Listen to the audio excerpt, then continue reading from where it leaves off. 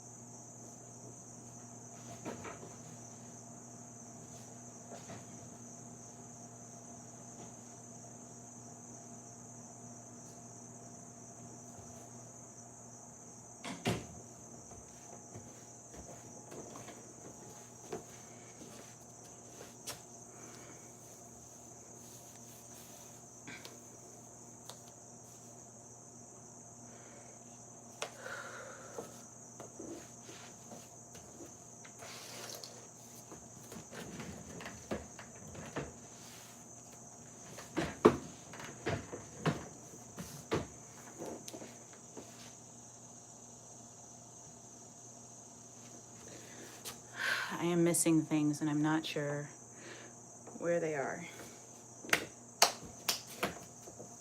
Oh, come on.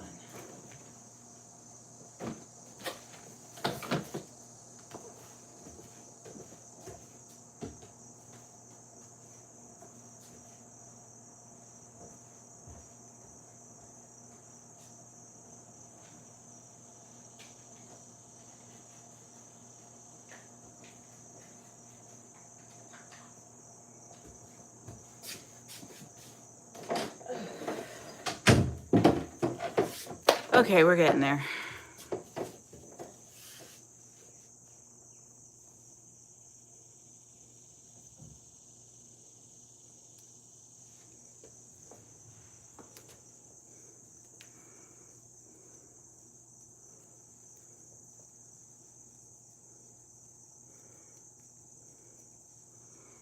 I'm baking a cake later, but today we're working on some cakes, sort of, you know, trying to get this body to body.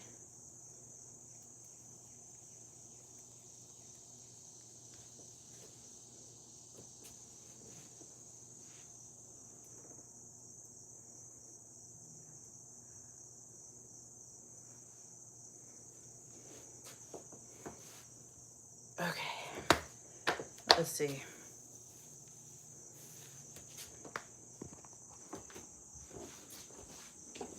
Oh,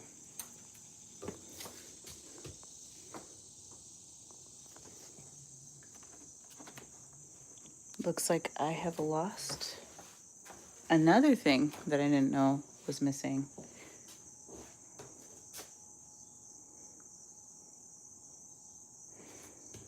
Oh, keeping track of little things is really hard for me.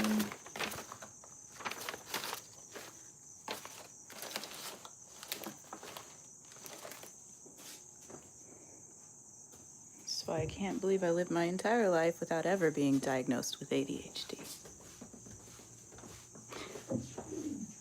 Technically still don't have such a diagnosis. But I probably should.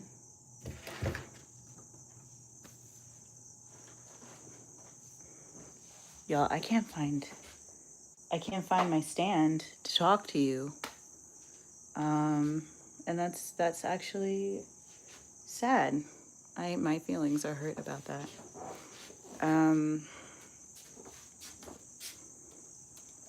Well, I can put y'all here for now.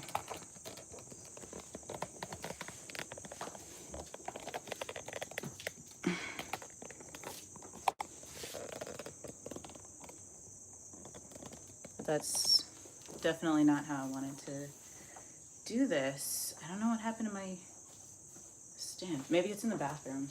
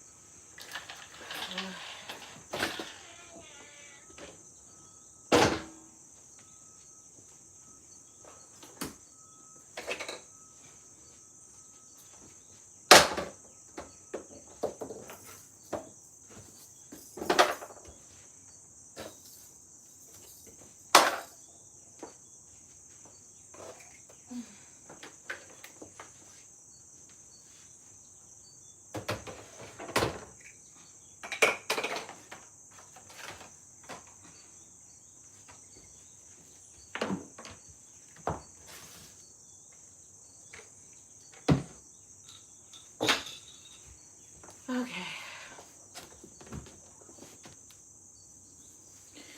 What are you gonna do? Certainly not find the thing that you were looking for, Sonia. And that's okay. That is okay.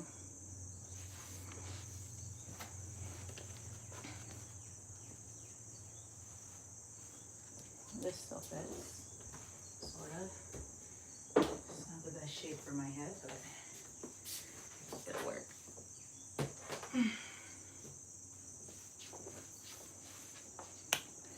Hello, hello, hello. Welcome to the Spinning Mama. My name is Sonia.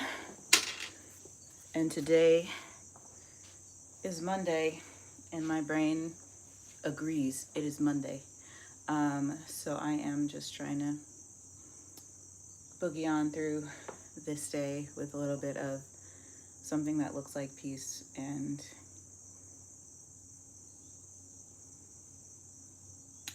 it's really working on my patience. So we're just gonna roll with it, despite not being able to exactly get the outcomes that we're looking for. So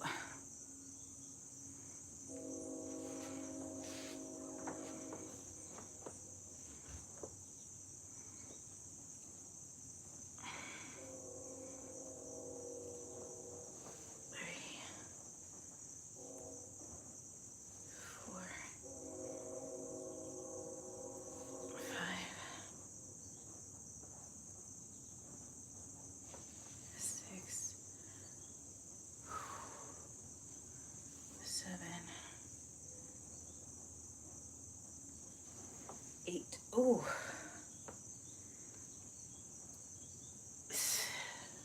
9, 10, switch sides,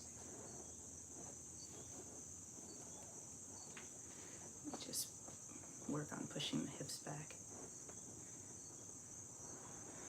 1, 2, 3, 4, 5,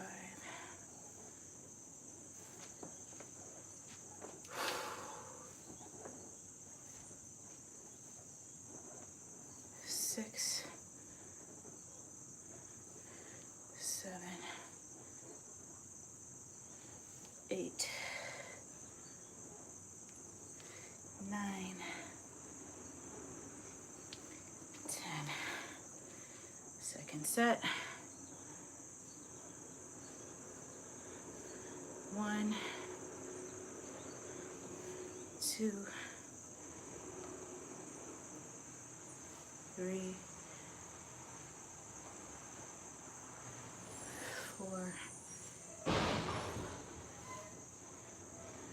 Ooh.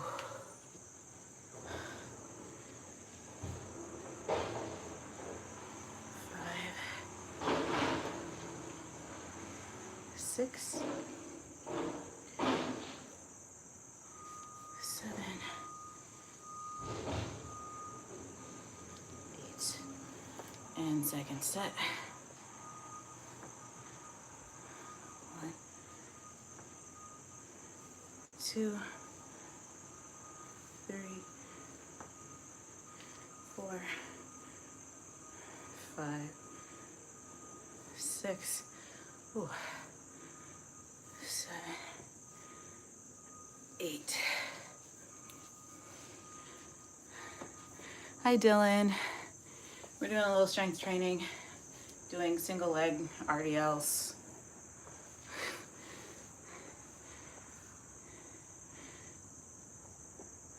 One, 2, 3, 4, 5, 6, 7, 8. Whew. You're my first viewer today. You're my first commenter. You've been on all day, like all stream. Thank you. That's really cool.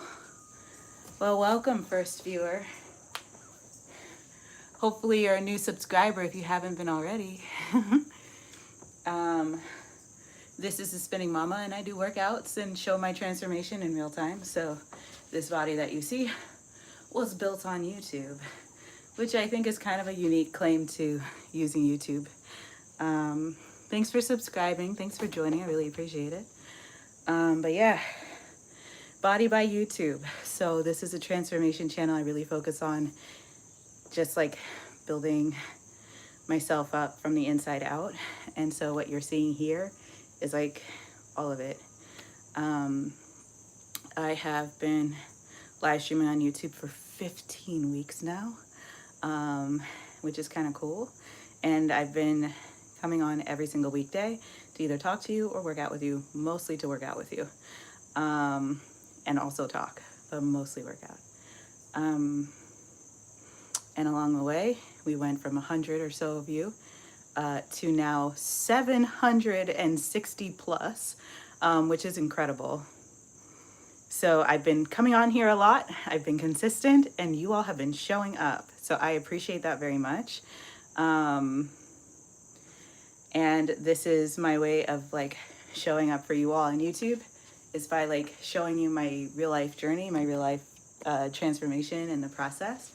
Because it's easy to be like, oh, here's a video showing you all the work I did over however many days it is.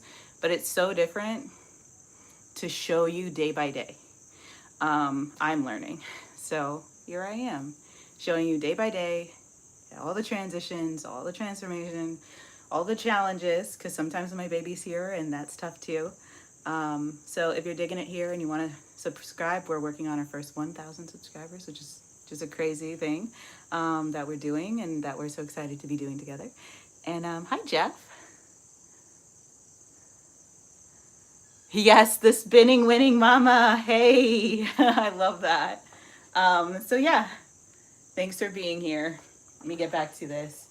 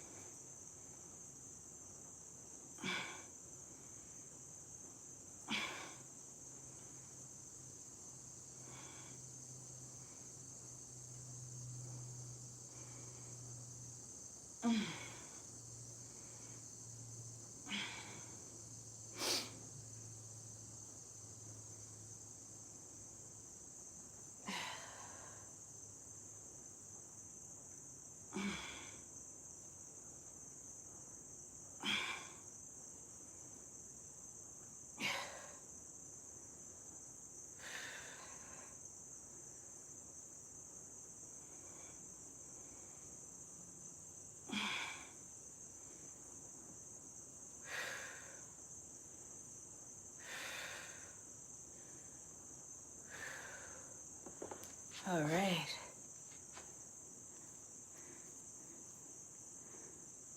Oh, thanks, Dylan. I appreciate that. Hello, Brian from Michigan. How you doing? I don't think I can curl these. I'll have to use both hands.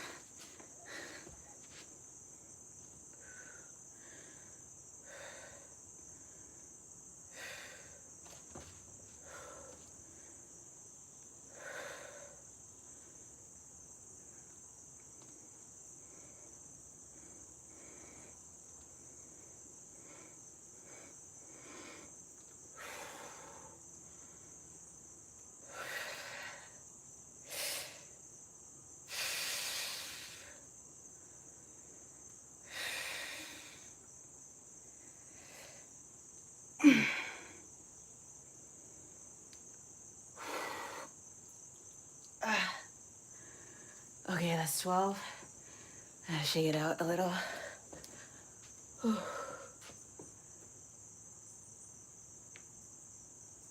The earlier one, yeah, kettlebell deadlift. I was doing single leg RDLs, and then also had my kettlebell, just both legs on the ground, deadlift. Oh my gosh. Woo, I felt that. My body's like, girl.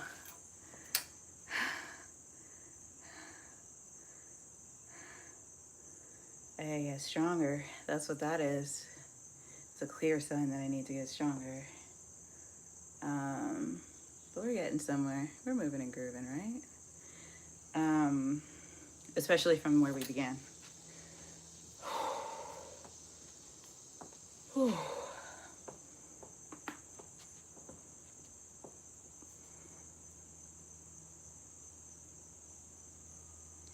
Thank you. Yeah, I was really trying to like do proper form. So, you know, if folks notice that something is weak in my form, feel free to let me know. Please be nice.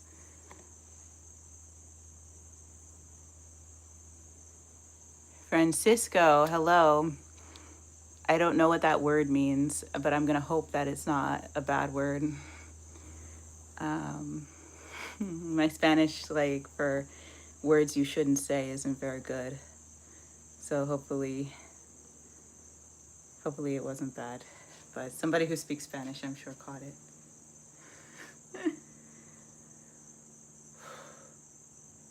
Oh. Let's see. Let's go do our core work, y'all.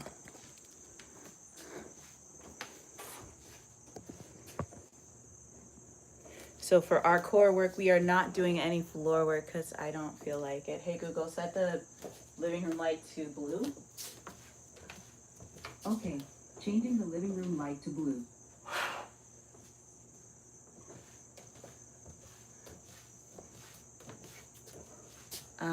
Yeah. Do I watch NFL on Sundays? No. I don't watch NFL on any days. Like, the only time I watch NFL is when I am with someone who already has it on their TV. Out of respect, because it's not my TV. But I don't watch the NFL generally. I don't know, I just don't really care about football.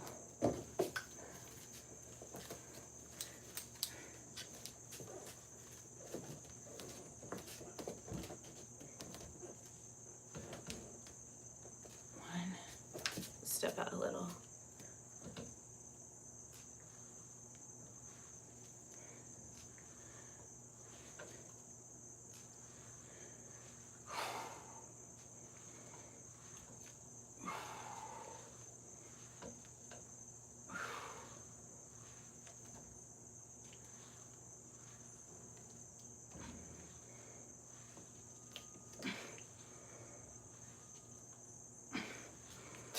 Okay, that's 10. I'll switch to the other side.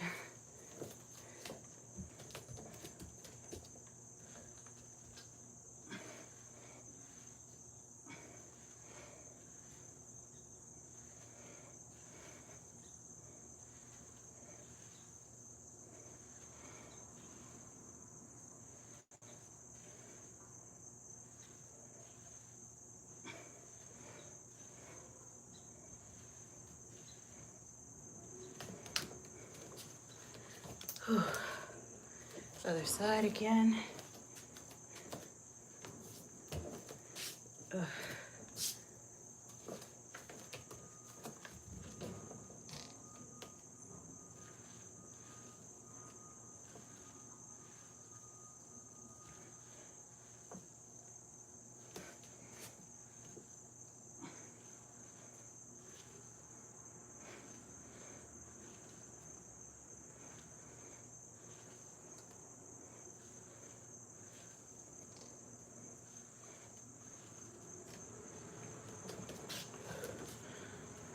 All right, let's get the other side.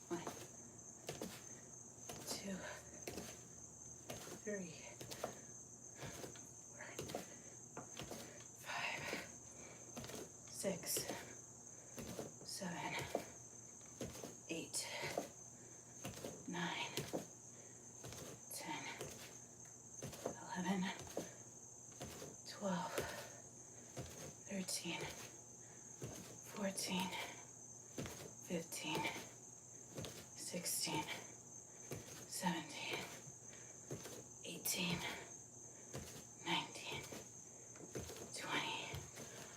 Whew. Okay. I love how there's like this teeniest of lines developing here, right there. And my body is starting to show up.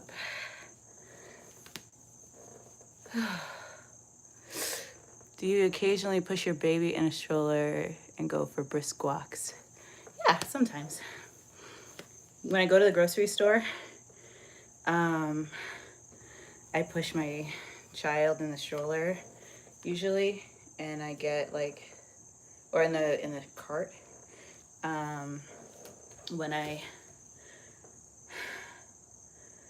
which people don't count as working out, but like if you're really moving through the store and you're picking stuff up, that's pretty solid. And then loading and unloading the car, I feel like counts. I take her to the park after school and I push her on the swings, but I'll like push her on the swings like this.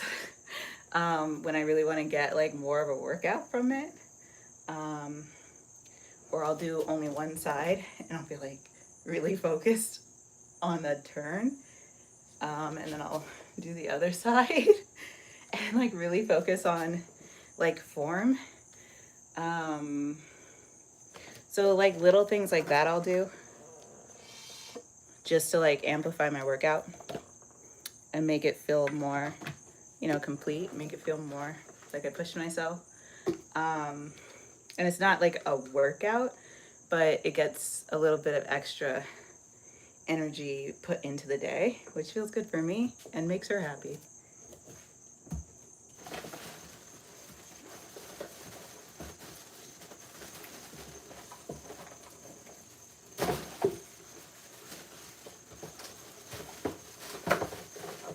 So weekdays after school, I take her to the park.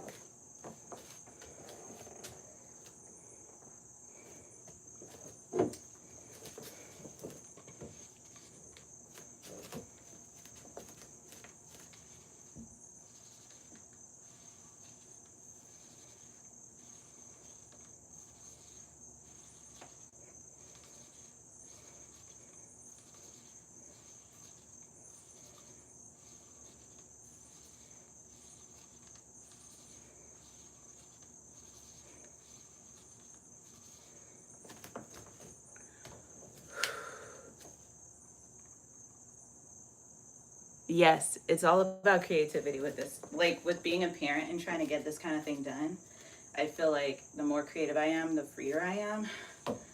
And the freer I am, the better I feel about what I'm doing. The more I feel like I can accomplish, the better my results.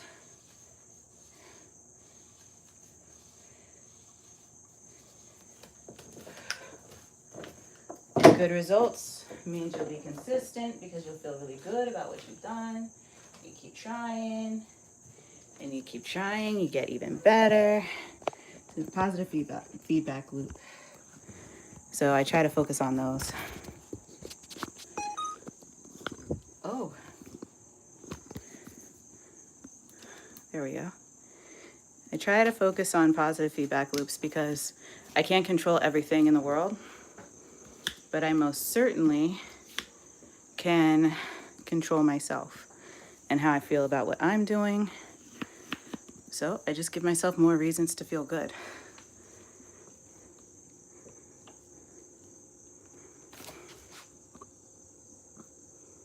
And that usually works.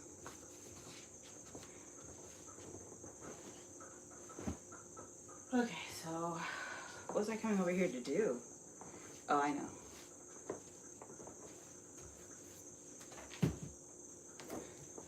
Just gotta get the band.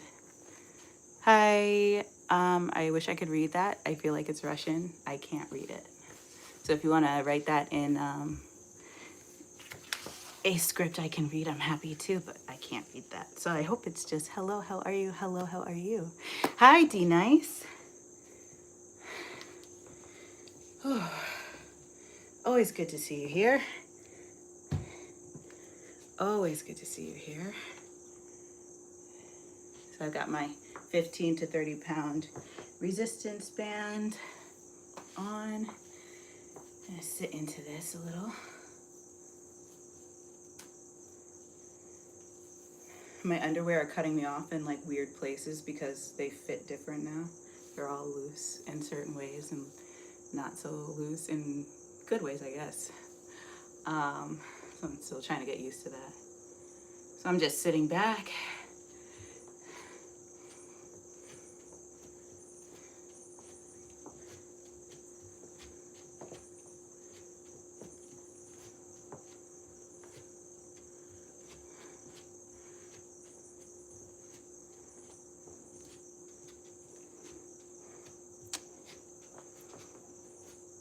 What's y'all's brunch?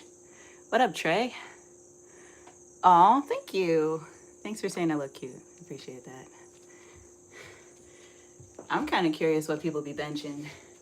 I don't bench press personally, so I couldn't tell you what mine is.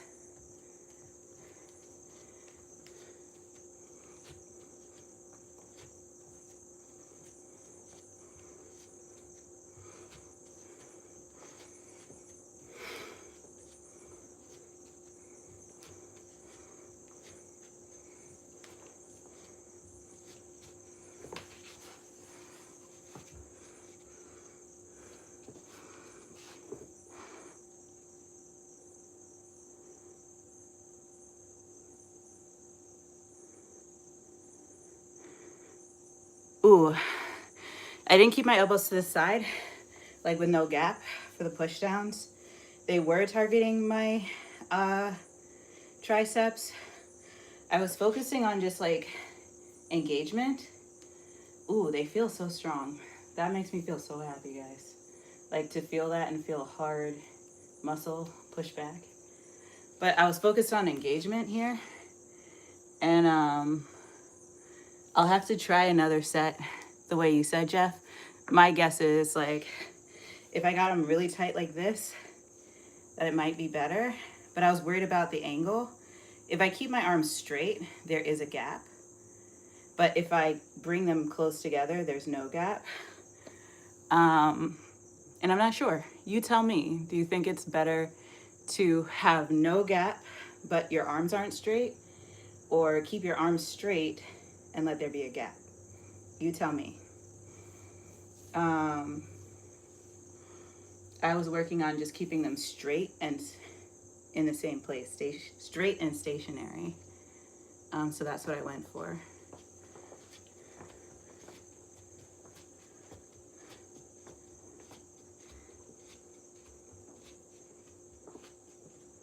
And I'm still here, guys, just doing some side to side work here.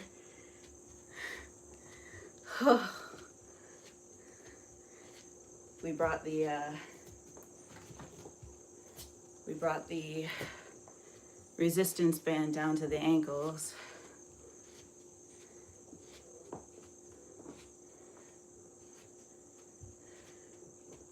To move the resistance through the body a little bit lower as well.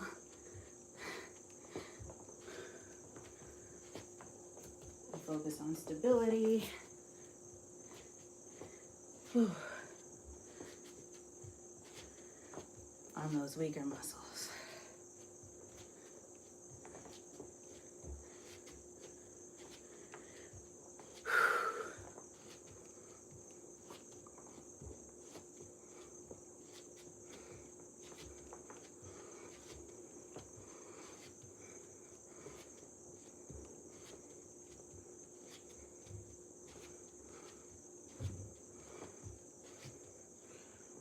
Ooh, really getting the glutes.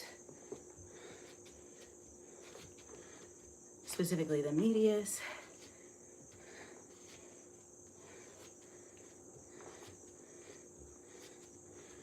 All right, what else we got here? What city are you from? Say it slowly so I can understand English. So, I am from New York, but I'm from a big state, so it's not this city, but that's the state I'm from. The city I'm from, I'm not even from a city. I'm from a small village. So I don't want to be confusing. I'll just say I'm from New York State, but I'm from a very, very small village.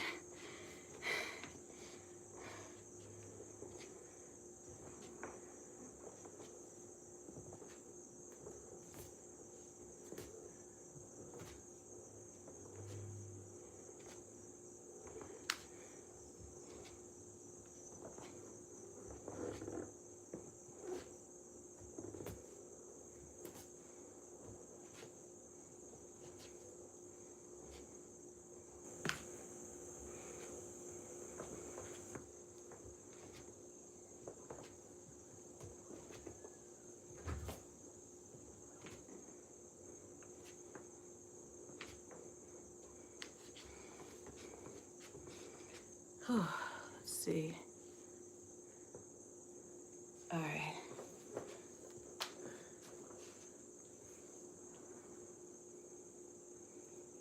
I'm just gonna kick back a little, and I do not mean relax.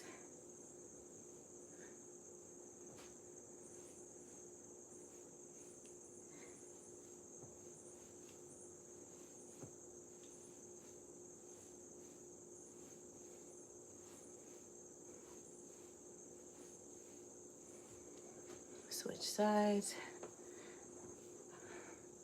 Hi, Tom.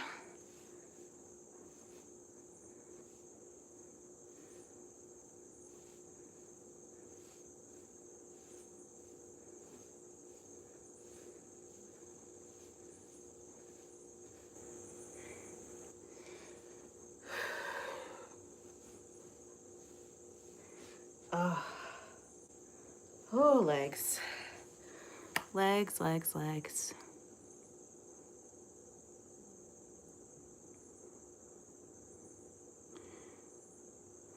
Oh, thanks. It's my only perfectly natural language. All the other languages I had to learn over time.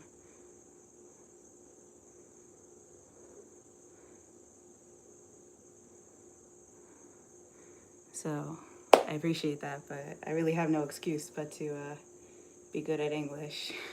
I try to be okay at all the other languages that I know. I would love to learn Russian sometime. I think that would be amazing.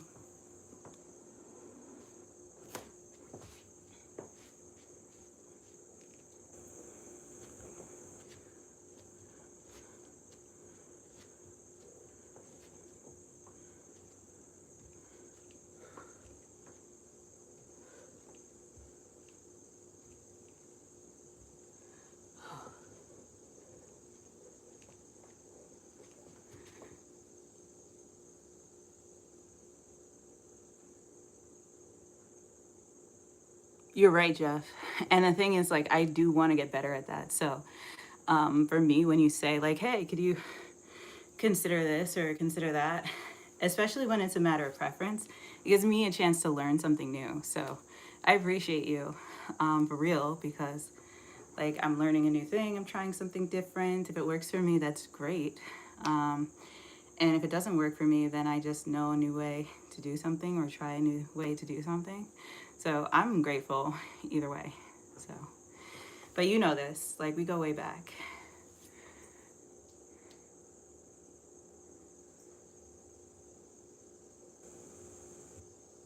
I am happy you are happy, my friend. And if you feel like writing your name in English characters, because I can't read your name, I don't know what it says. But I appreciate that, and I'm glad that it makes you feel happy. Okay. I'm trying to think what else I have to do.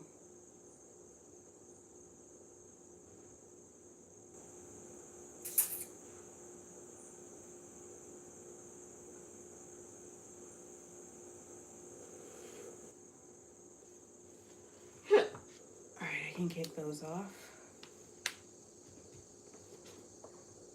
Kirby Cinco.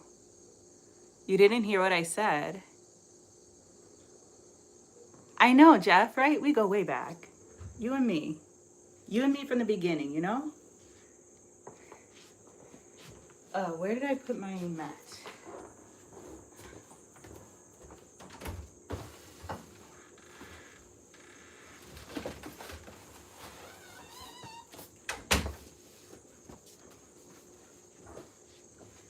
Few of you actually outlasted my most recent relationship. So some of y'all are real ones.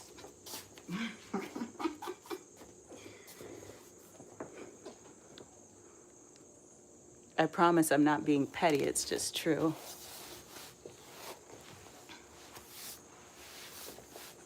Okay. All right, so I'm gonna get a little bit of a stretch in, but if you want to talk with me while I do so, I'd love to talk to you. Y'all already know I talk back.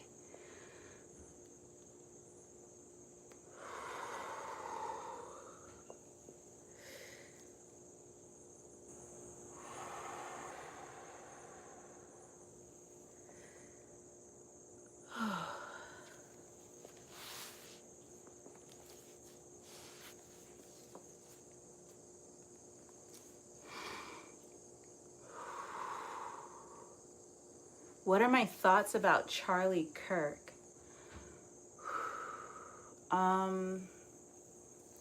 You know, I don't have too many thoughts about Charlie Kirk that aren't prompted by questions like that. So let me think. When I first was introduced to Charlie Kirk, it was by accident, and I'm not even sure when it was. But I just remembered seeing this guy debating college students. And I kind of just assumed he was a college student. It wasn't until after he died I realized that he was 31, that he didn't finish college, and that he made his career being like a political influencer, right? So not a politician, not a lobbyist, but like a public opinion political influencer. And what I've learned over the past few days about Charlie Kirk is that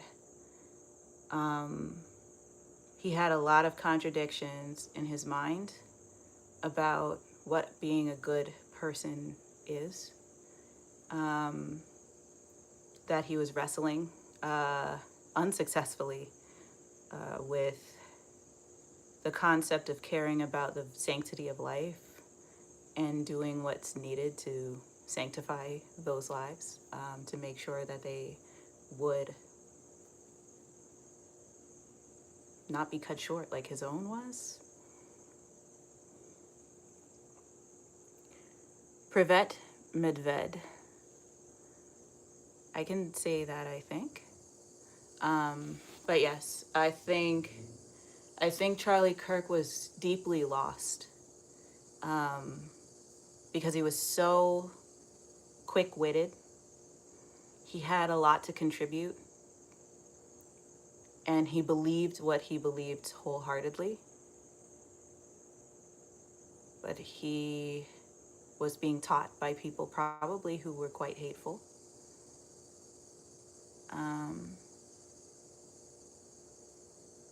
And I think he meant what he said. I think he meant it when he said Black women don't have the mental capacity to be taken seriously outside of very specific diversity hire situations where he doesn't even think that they should be taken seriously, even in those situations. I think he meant it when he said that he would make his child have a baby even if she was a child herself, even if she was assaulted. I think he meant it. I think he's done egregious things in this life that he was given. And I think he was deeply lost, like a lot of European descending men are. I think he felt left behind and cheated out of a life he believed he deserved. And rather than going to go build that life and found it on love and compassion and consideration, he founded his house on lies, manipulation, and hatred.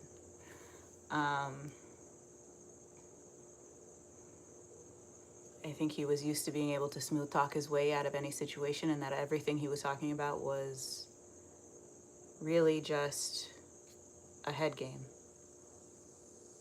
I think he truly believed that what he stood for was a theoretical game. And I think it's very easy for us, self included, to be caught up in the theoretical ideas of what it is that we stand for. And I'm very sad that any of us ever should have to face the physical consequences of our darker beliefs. No, did you hear me? So I think that it's horrible when any of us have to face the physical consequences of our darker beliefs. When we have a belief that is harmful and we face that harmful belief head on, it's horrible. I can give you an example, Johnny. Are you still there, Johnny? Roos? If you're there, Johnny, can you give me a wave? Because I want to talk to you, if that's all right. Of course, Kirby. And I hope that I can continue to answer your questions thoughtfully. But Johnny, I want to talk to you if you're still there. Okay. So I grew up believing that there were situations where a person who is sexually assaulted could be partially responsible for being assaulted. I was taught that.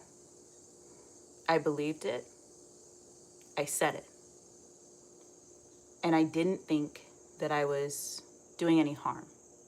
I didn't think that I was hurting other people, not other women, not other men, not other trans people, nobody. I didn't think I was hurting anyone by saying we should be careful where we go, we should be careful how we dress, we should be careful who we talk to, how we talk to them, that we should take responsibility for our own bodies in this way. I didn't think so because I was taught one thing and I believed it. Hello from the UK. Hi, Paul. And so, Johnny, when I was in my 20s and I found myself a victim of date rape, I was very confused because I had been a virgin until I was 21, because I didn't date until I was in my 20s, and I just went straight into a relationship. When I was going through my breakup, I thought I could just talk to people and that they would be respectful because I'd lived my life like I was supposed to be respected. So when a man sexually assaulted me and then blamed me and told me that I wanted it,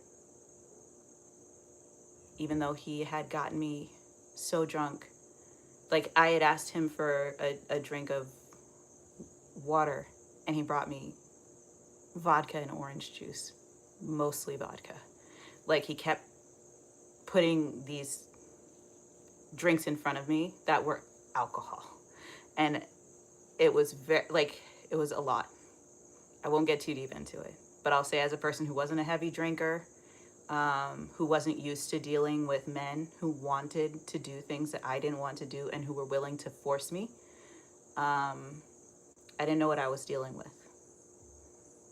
And so when I found myself sexually assaulted in the way that I had deeply villainized women for being assaulted, that was me reckoning with the dark reality of my beliefs.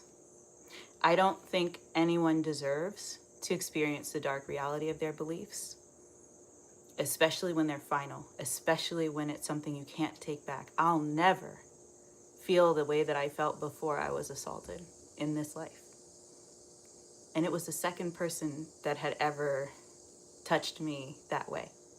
The first was my partner, and the next was a rapist. You don't get to get that back. And the fact that Charlie Kirk believed that there was a certain number of people who needed to die for the Second Amendment didn't make it so that he was deserving of dying. And I don't believe that somebody should have to face that kind of consequence for a psychological belief or a theoretical belief. But our theoretical beliefs have real consequence. And how we move forward from them matters. And there have been many times in my life where I had the opportunity to learn from my belief before it became real. And there are many beliefs I've had that I did change my mind on before I ever faced any consequence or had to deal with the darkness of those beliefs. Where I could change my mind. And I opened my heart and I understood things differently. And I wish that Charlie Kirk had that chance after what happened to him. I wish he lived, because we'd learn a lot more about him.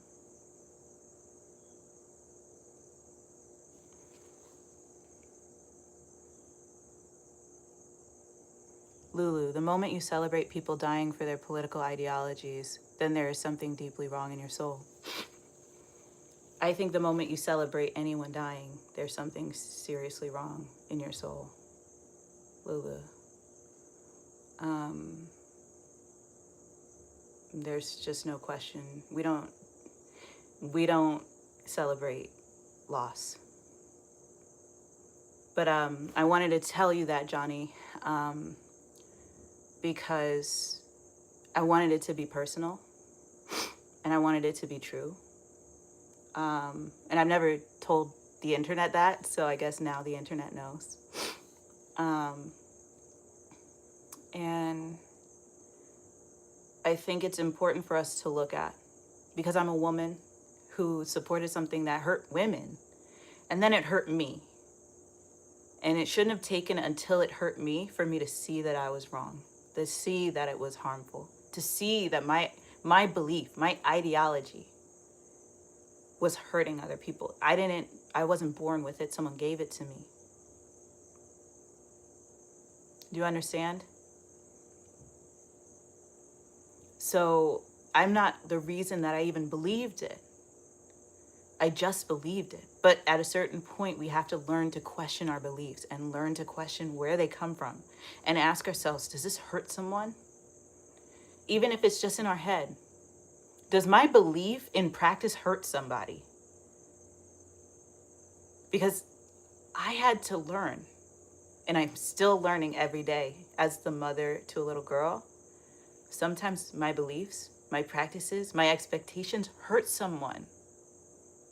So the question is, can I take that knowledge and learn a new way to believe, learn a new way to think?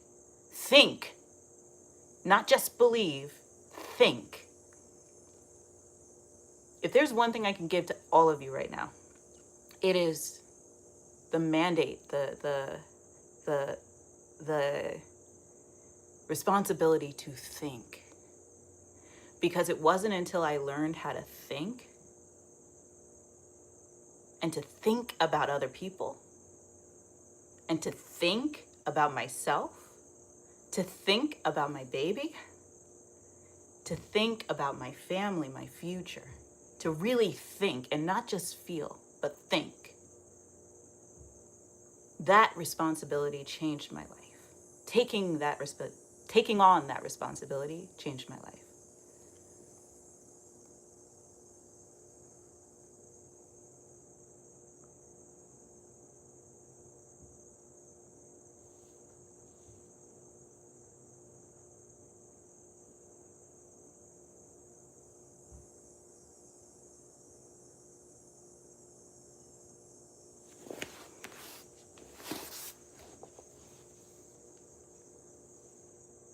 And, I'll say that this channel is a place where I try to just be as honest and open about who I am as possible and to share with you as openly as I can. So keep the questions coming. I'm not shy. I'm not perfect, but I really do believe I'm thoughtful and considerate of all of you, of myself, and I will try my best to demonstrate that.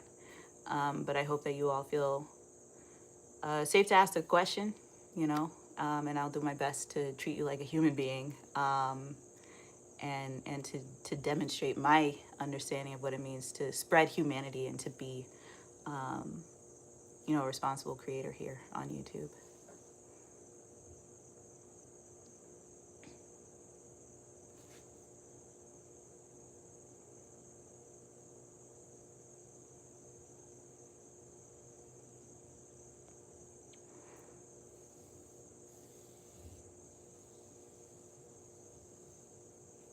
I honestly think the people that are actually celebrating are the ones who are backing Charlie Kirk, because now he will be viewed as a hero and push his beliefs to be true. Kirby, that's a really deep insight right there. I think I tend to agree with that point as well. Because once a person has been martyred, right? Once they've been made to be the embodiment of an ideology, it doesn't matter who they really were. People will use that to create a flag and rally behind that flag. And it's huge what you're saying.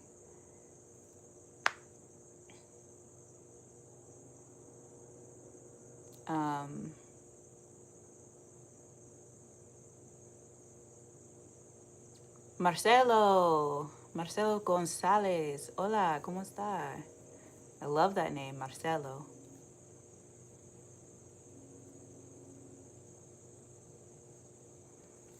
Yeah, I think the attempt on Donald Trump's life actually was weirdly positive for his campaign, and weirdly positive for his goals.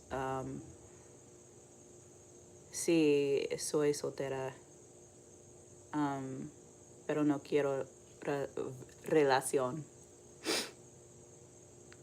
No quiero. Quiero ser soltera. Porque me encanta a mí.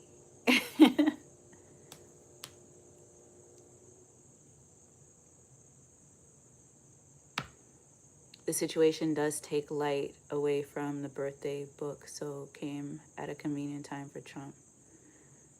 I mean, and the thing is, we can still ask for these files. We can still ask for this documentation. It's not like, you know, how do I put this?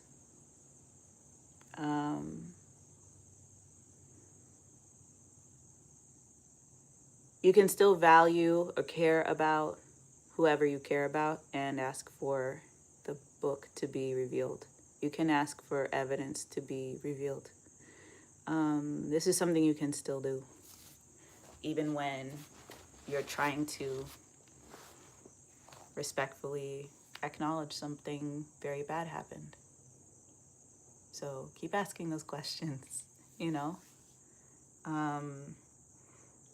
Let's all put pressure on our Senate and House of Reps, Congress people, right? Like let's put pressure on people to actually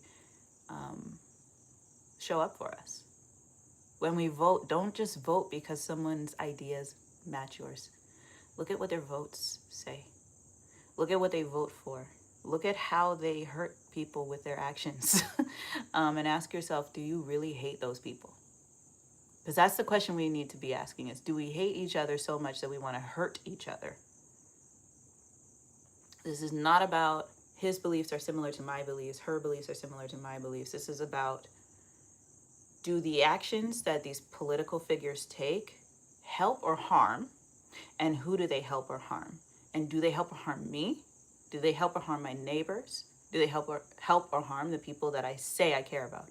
If the answer is that they harm you, the people you care about, or the people that are near you who you wouldn't want to be harmed, even if you don't know them, don't vote for them. Because their ideas are not their voting record.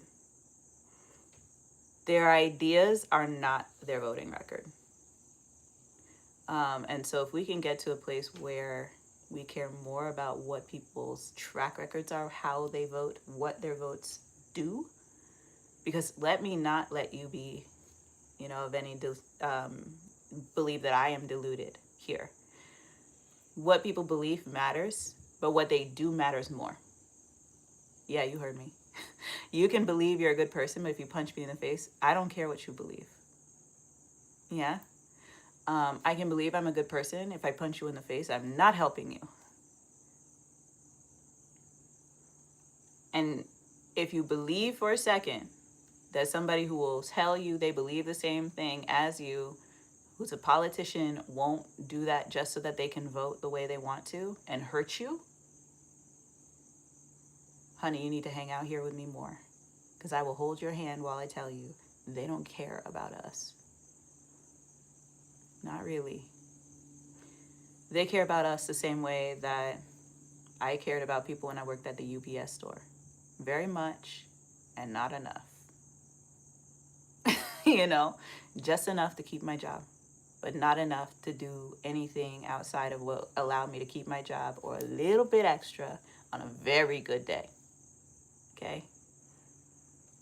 And you don't want to vote for people based on the tiny little bit they might do on a good day. You want to vote for the thing they're going to do the majority of the time that is going to support, defend, and enhance the democratic Constitution, right? And I don't mean democratic as in Democrat, Republican. I mean the democratic republic that we live in, because we live in a democratic republic, for anyone who's new to this. We want to see people who will support the democratic republic the Constitution that upholds this nation, and the facets of this country that allow us to function as a multicultural, multi-religious, multiracial, intergenerational nation. The moment that we get out of balance and we're doing harm based on age, based on gender, based on class, based on religion, based on any other way of being, any other ideology, whether it's a belief or a real existing difference, we're not doing what we should be doing as a nation. Anyway, I'm saying a lot here. If you were in charge of the country, what would you make? What change would you make? If I was in charge of the country, Kirby, are you still here? That's a good question, but that's a question where the answer takes time at Kirby. I didn't see your question, but if you're still here, Kirby, can you give me like a wave? Okay, cool. Sorry, I didn't see your question at first. So if I were in charge of the country, what changes would I make? I would make remarkably few changes, and you might be surprised by that.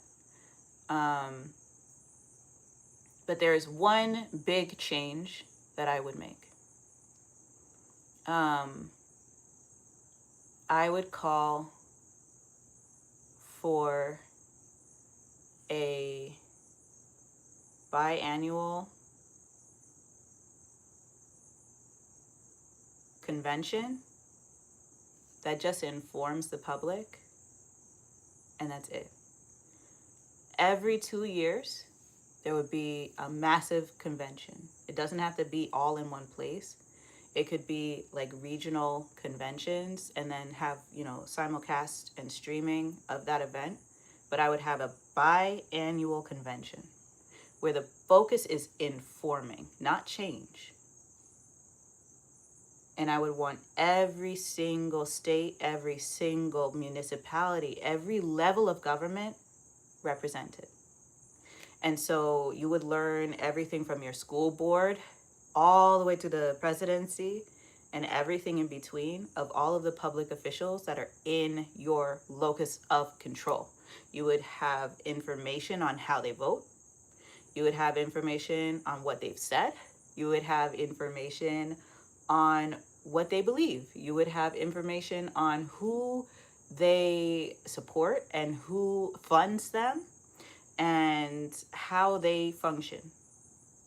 All of the information. Every other year, you get this information. Again, whether it's congressional, judicial, executive, whether it is from local law enforcement to ADAs and like all the way out to groups like the EPA, right? But that all of Health and Human Services, everything. It's just a convention to learn, for information. Everything that's presented has to be a fact or a reality about someone else's opinion. Because I think what we lack as voters is information. People get overwhelmed. Who am I supposed to vote for? How can I do anything about it? And then we get overwhelmed with all this information that's inundated on us, and we just shut down. Because it's paid for by this super PAC. It's supported by that lobbyist. It's the conglomerate of this group of people who have a vested interest in big beef. Like, how are you supposed to know what to do when you have all of these people paying for something to be disclosed? So, I think that having a biannual convention that is to inform, like, call it InfoCon. Yeah? And every other year we have InfoCon. And every municipality, every agency, every group, every lobbyist. You get to learn about all of them, and they have to be specific to like your region or your locale. So if you want to learn about another one, you can watch it later. But on this day, everyone tunes into their own. And it's the one day where we look at ourselves, we look at our home, we look at where we are, just where we are. And we learn together. And it's not based on lobbying. It's not based on, voting. It's just based on understanding. And it could be an opportunity for people to share information without tearing each other down. So there's no shooting down the other person. It's not anything but focus attention on this, on learning about what's going on where you are. That's the one thing I would change. I think changing that one thing would change everything. So that's my answer to you, Kirby. And I hope that it was coherent enough and all that good jazz. But that's what I would want to see. InfoCon, an independent convention, happens every other year, and the main goal is just information. Get people the information they need.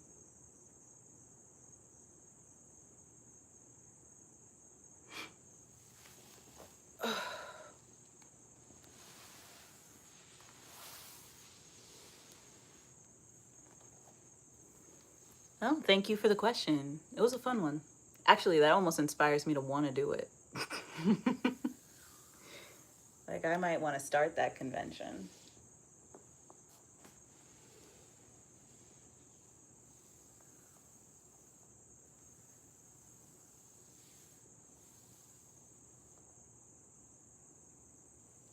A mí me gusta.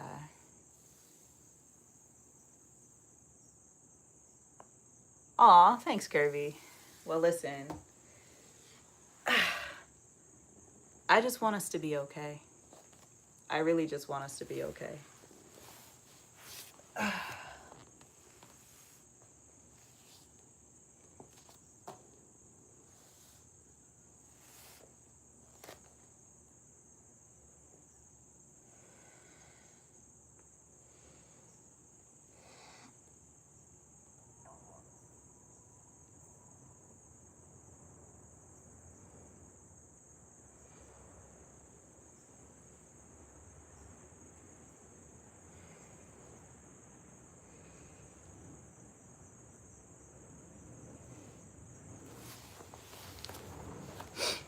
All right, Lulu says, I would like to live in the Eden Project. I highly recommend watching that documentary. A completely different way of life, working together for human advancement and growth, and human basic needs are met. That sounds cool. Are you saying the Eden Project is like a real place? Because that's cool.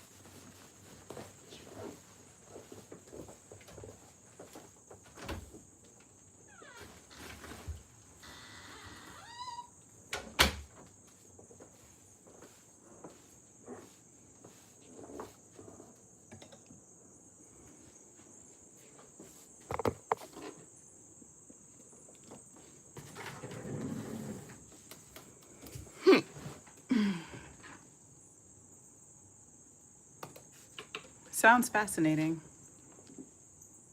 Yeah, basically communism. Correct, Kirby. Yeah. But if people could trust each other, we'd we would ascribe to communism. I think people are mostly afraid of whether or not human beings are worthy of trust. Because if you can't trust each other, then how can you trust that your needs will be met? How can you trust you won't be exploited? What's funny is we're definitely being exploited right now, but we're okay with that because there's the illusion that we can exit the system that exploits us and be a part of the ruling class. Oh, thank you. Yeah, that's just a regular old light, but with a smart bulb in it.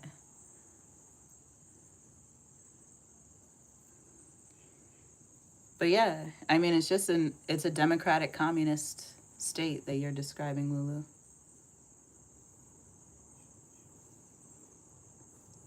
A democratic communist state.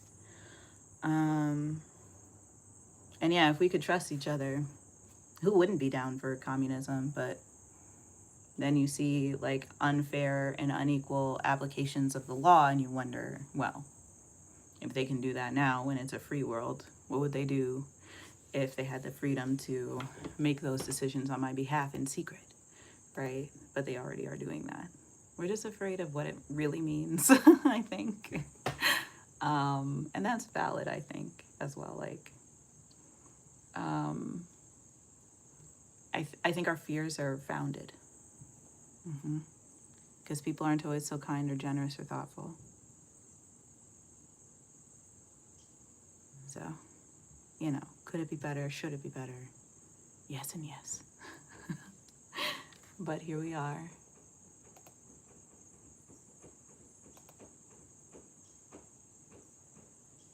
Here we are.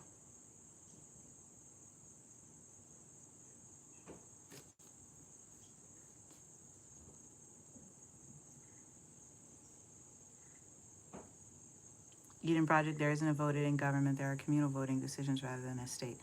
So when you vote, that is a democracy, Lulu. So what I'm trying to say is not that that it's a representative democracy. So here we go.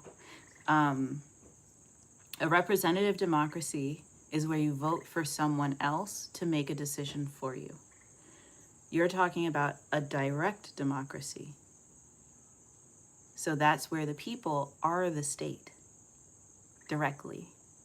And the decisions that are made democratically by the people. Demos, the group. So when you're looking at a democratic communist state, the state is the people. There's no super state. There's no ruling class. There's no governing class. The people are the governors. Yeah? I want to make sure I say that directly because I don't want to be misunderstood or misinterpreted. So I'm just going to tell you straight up. You described a democratic communist state wherein the people are directly responsible for the decisions that are made, which is a beautiful thing, mind you. Like, oh, I would love to live in such a place. But the problem is finding people who share similar values, beliefs, understandings, and like have the same access to facts, and who can consider the needs of other people. That is not uniform. So it can be a little bit tricky to find the right people who will value and stick with the needs of the community. The Eden Project is non-political in that sense. Its goals are environmental sustainability, biodiversity, education, and community impact, not restructuring society along communist principles. So I think you're responding to the word communism, but it is communist. Like commune, right? Communal, shared. Yes? So communism isn't like Red China. That's a version of communism. What you're describing is an economy of knowledge, okay? An economy of skill, yes? And those skills are shared communally. That knowledge is shared communally. And in exchange for the communal sharing of knowledge, resources, and capabilities, the shared means of production, everyone's needs are met. The basic human needs are met, and people live peaceably among each other, making decisions communally via democratic engagement, via vote. So I'm not trying to tell you that it's like Red China times 2, right? I'm telling you that what you've described objectively is a communal system of engagement, a communal system of economy, and a democratic voting system. Like, that's what you described. What it means to you is for you to decide. But those are the things you described. That's what those words mean. Most Eden concepts still allow personal ownership, your home, your tools, your art. Communism as an ideology argues against private ownership of the means of production. You know, that doesn't mean that there's no private ownership, by the way, Lulu. So again, you say how you want to say it. It's not a free market economy, I promise you that.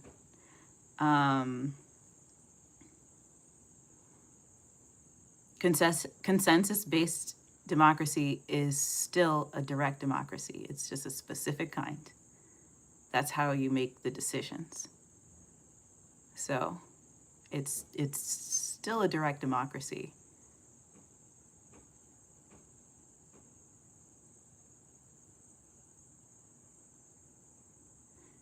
And again, I'm just going to keep saying it because it's objectively what you're describing. That's still a direct democracy where your vote is your vote and you vote for the thing, not for a person to vote for a thing. So your vote is your vote. That's direct democracy.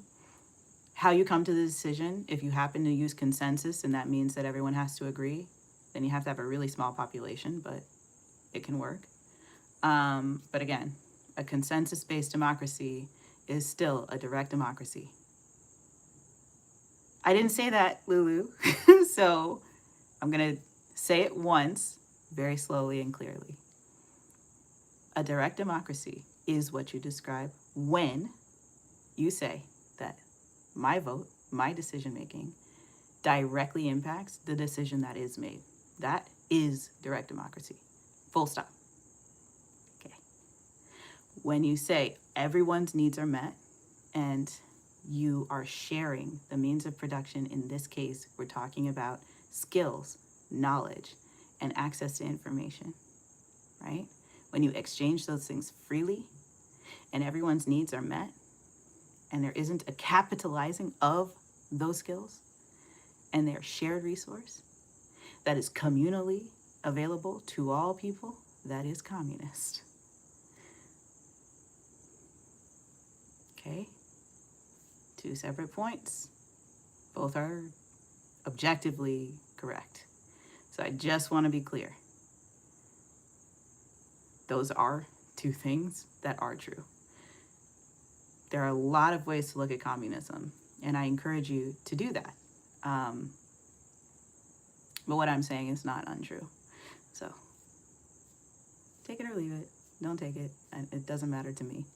But I want to be so clear about what I am saying. And that's mainly because, people watch this. I know what you said, honey. I read what you said.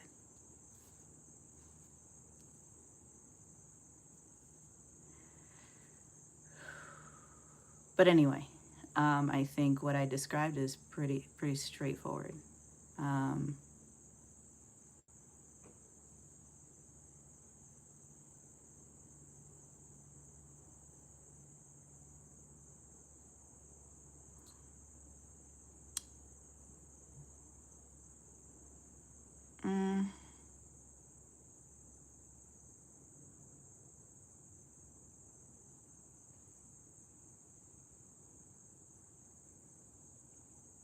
I'm literally only going based on what you're saying, Lulu. Only that. And what you described is a form of communism. This is not, I'm just looking at what you said and saying that is what that looks like. Take it easy, Jeff. And speaking of the rest of the day, let's see. I'm just going to take a quick peek at what else I've got going on here. Because I think I did all my meetings for today. I've got to bake a cake, which I'm pretty stoked about.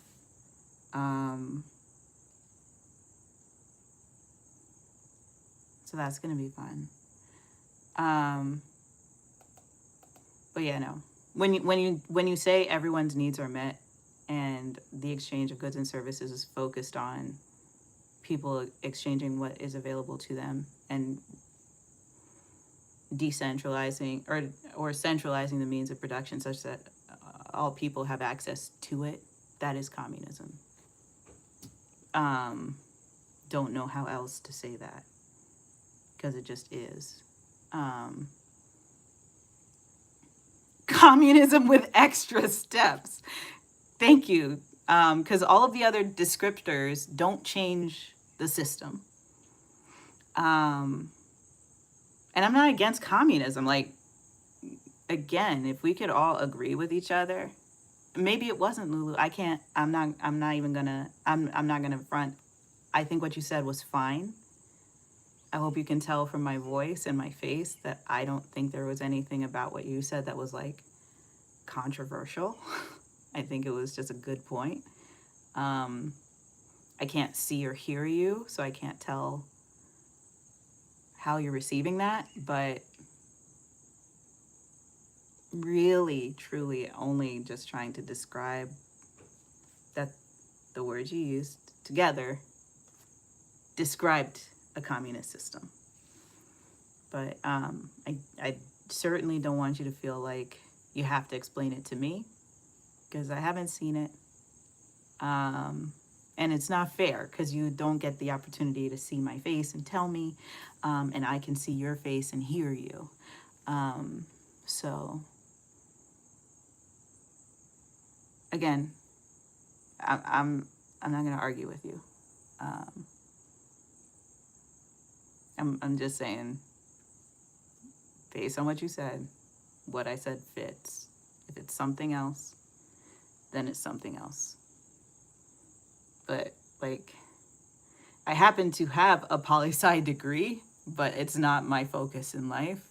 I'm just going based on what it is that you said. Yeah.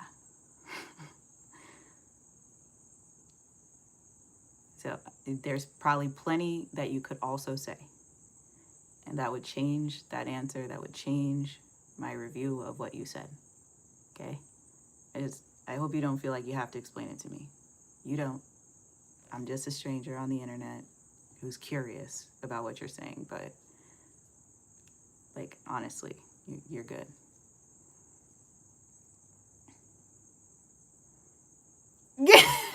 No, Lulu, no. I'm like, no, I don't want you to be sad or pissed.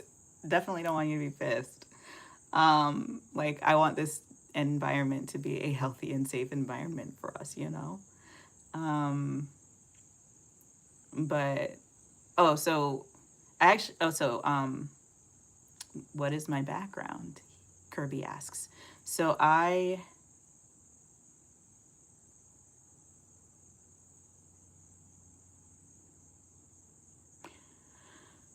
why was that hard for me to answer? So I have a undergraduate degree from the University of Vermont, and I studied political science and religion. I was a double major. And then I went to Harvard University for graduate school, and I studied African American religious traditions as well as Christianity. But I really focused on building community across difference and worked as a Christian in an atheist community, where I focused on building a more culturally and socially diverse community. Yeah, so that's a little bit about me.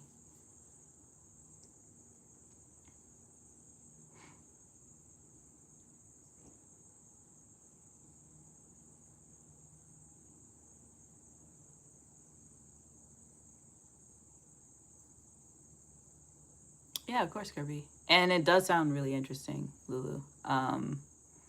So I may watch it. I'll definitely keep it in mind. Thanks, Vince. Hey. Hi, Ray. How's the bulk going? It's been a while. Every time I see you, you're about to go work out, which is kind of my favorite thing. I love that that's like where you're at.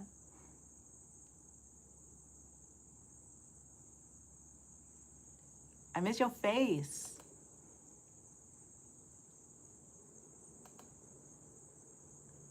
I'm so excited to see you.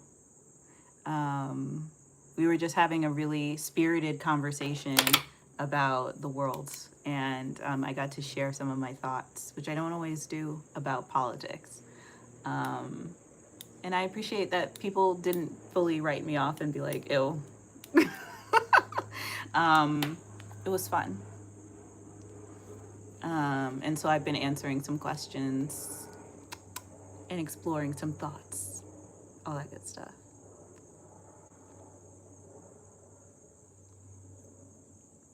Getting ready for the Raiders game this evening. Hey, what is today's date? Today is Monday the 15th. My grandpa's birthday's tomorrow. Sociology and media. Research project on social media effects on collective engagement and protest, specifically during the Black Lives Matter protests.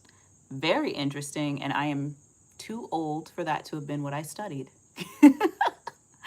I know the question wasn't for me, but it is so funny. I hope you, Lulu, all the questions are for everyone. We share our questions here. I won't call it socialism, but I don't own the means of production when it comes to YouTube. YouTube owns it, but I share it on this platform. Thank you, Jay. My grandpa's 95, and he does not seem 95 at all. He is so spry and so young and so healthy, and I love to see it. So I'm gonna bake him a cake. And he's probably gonna eat all the other cakes, but he's gonna take a piece of my cake too. And I'm excited because I love to make nice things. So I'm making a carrot cake with happens to be vegan buttercream icing because I'm vegan. I'm baking him a carrot cake with vegan buttercream icing on top. And I'm very excited to make it. I think I'm gonna make like 2 tiers, but I haven't decided yet. Yeah. Oh yeah, and if you haven't subscribed yet, and you're still hanging out after a political conversation, you know we're friends. You know we're besties now. You don't just come here to see me sweat and have a messy bun, little messy top knot. You come here for more than that. You come here because we're besties. Like, if you survived a political conversation on the internet and you like the person still, yes, I do transformation stuff here, but like obviously we're soulmates. So subscribe.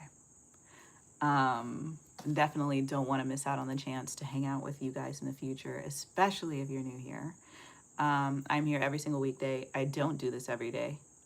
Even today, someone had to ask me about my political views. I share what's going on in my life, and sometimes that is political because of what I do. But for the most part, I share my transformation. Like, I share the fact that I lost over 20 pounds on YouTube.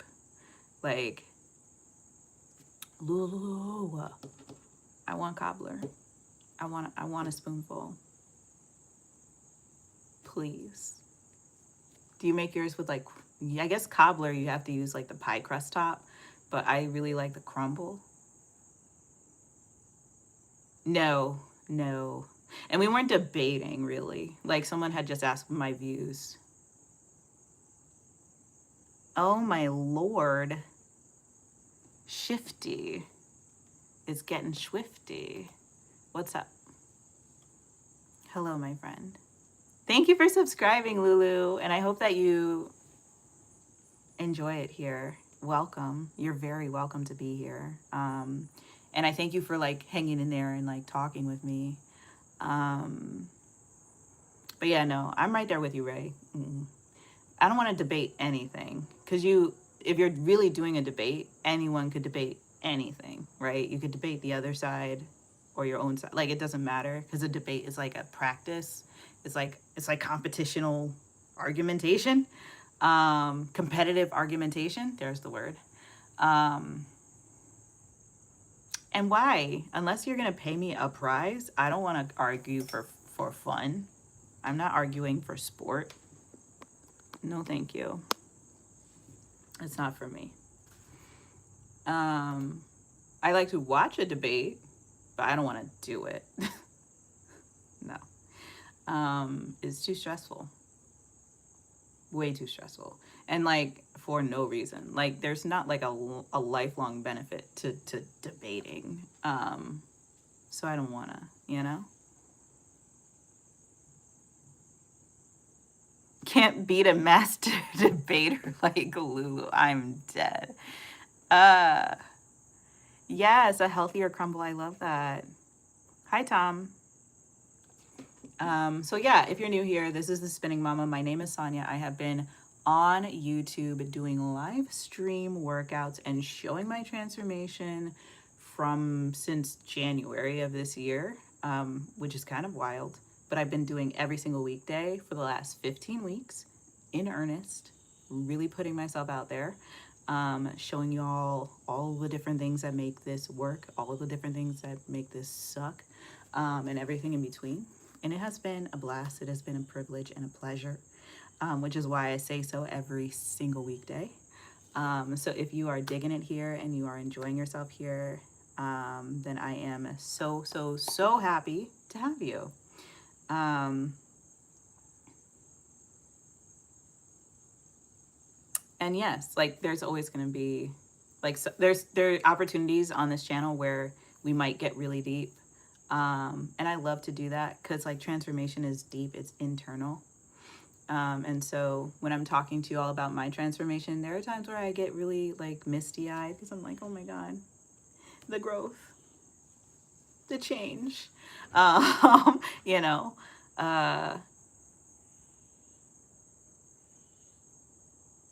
yeah. Showed up for the body, stayed for the brain. I love it, Kirby.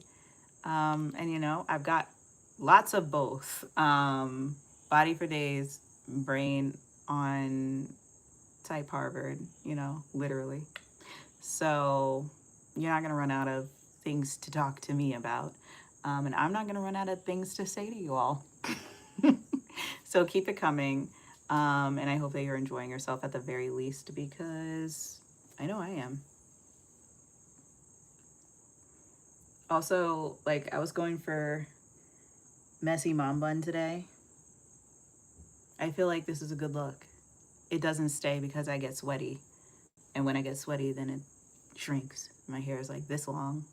Like right now, my hair looks like a lot longer.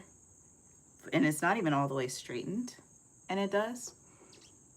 But like, let me sweat. It'll be this long.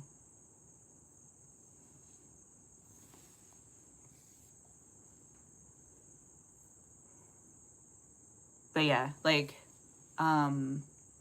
maybe this feels like a health kick. I don't know. I'm really just trying to like slowly and intentionally and transparently show you what transformation looks like. I just had my daughter 2 years ago. Some people think that is a long time ago to say just. I say it's my business and you didn't push her out, I did.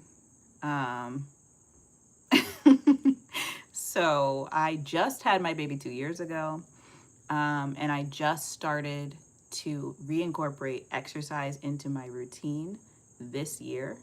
I was 216 pounds after I gave birth to my daughter.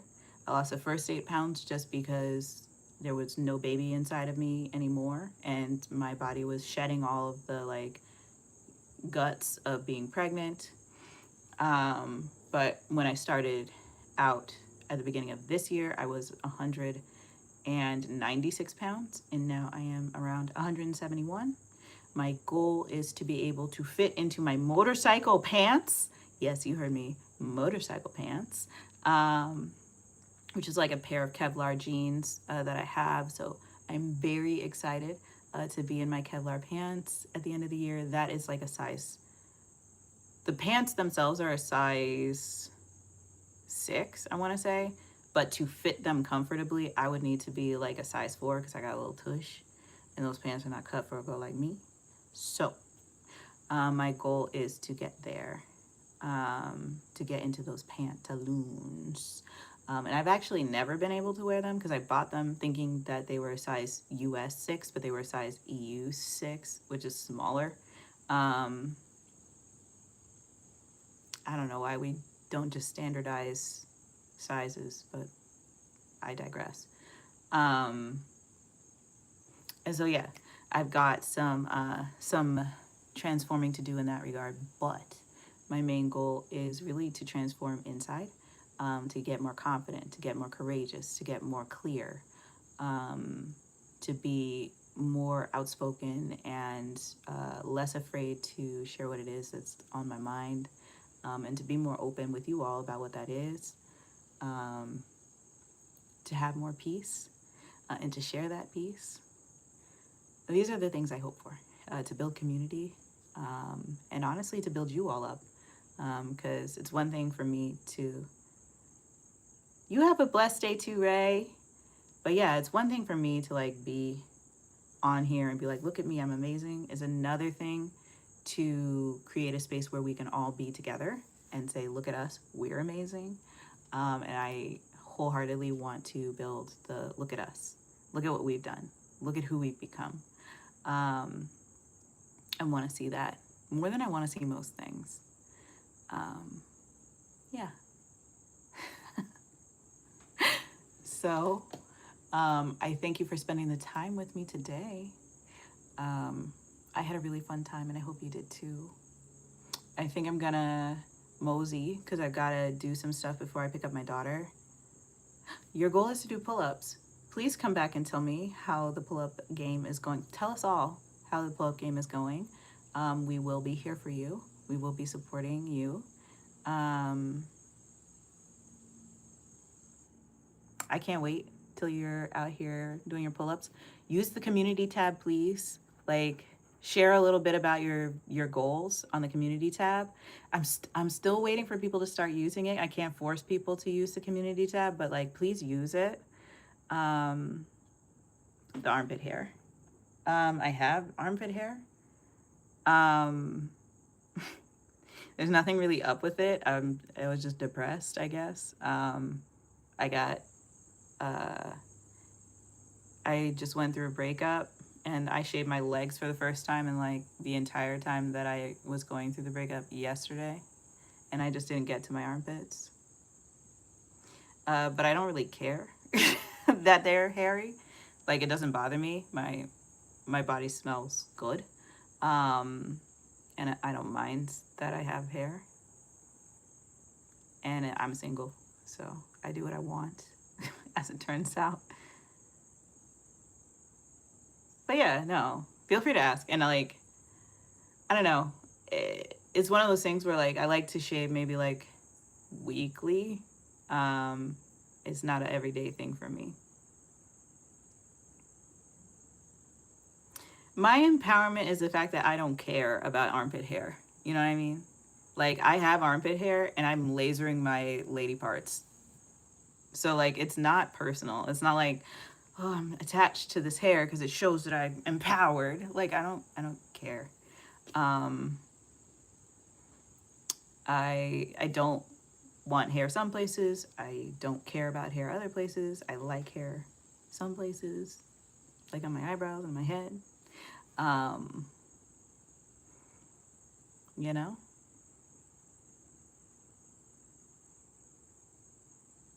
Yeah. The valid question, and I'm glad you asked. And I hope my answer was at least a little bit funny. Cause I try to be silly about things that like aren't a big deal.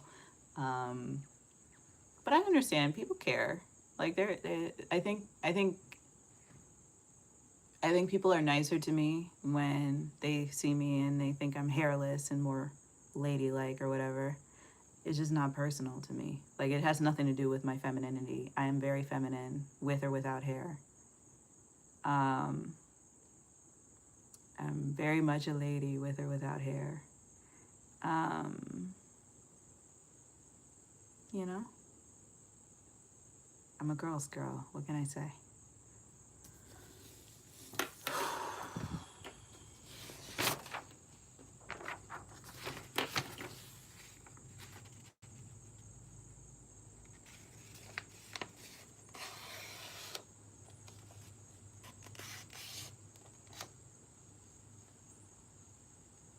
You're right, Lulu. We really don't have to describe or explain any of it. And I wish it was like a conscious decision. I just don't think about it because it's not important. Like, I don't know. How does having hair make me less of a lady when women grow hair? Where's the logic?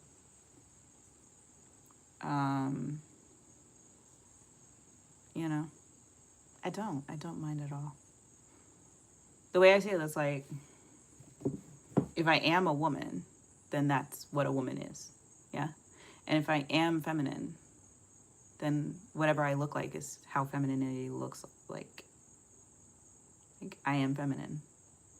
It's just a fact. So, like, whether you see me as feminine or not is a different question. That's your opinion. But my stance as a feminine woman, I am. And I like it, how I am.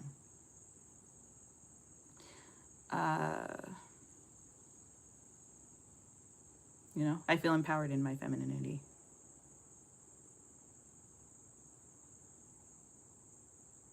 Yeah, I mean, it depends on why they want me to. Like, if they can't articulate it, then probably not, but I also wouldn't stay with them because that's weak. Like, you should be able to articulate yourself if you're with me. But I'll tell you, the last person I was with didn't really love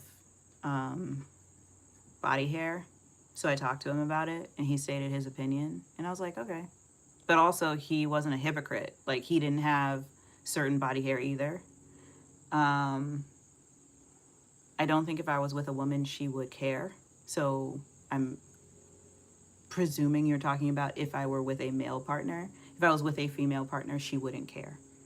I've never met a woman who gave a crap about whether or not my armpits had hair in them. I think that's an explicitly male problem.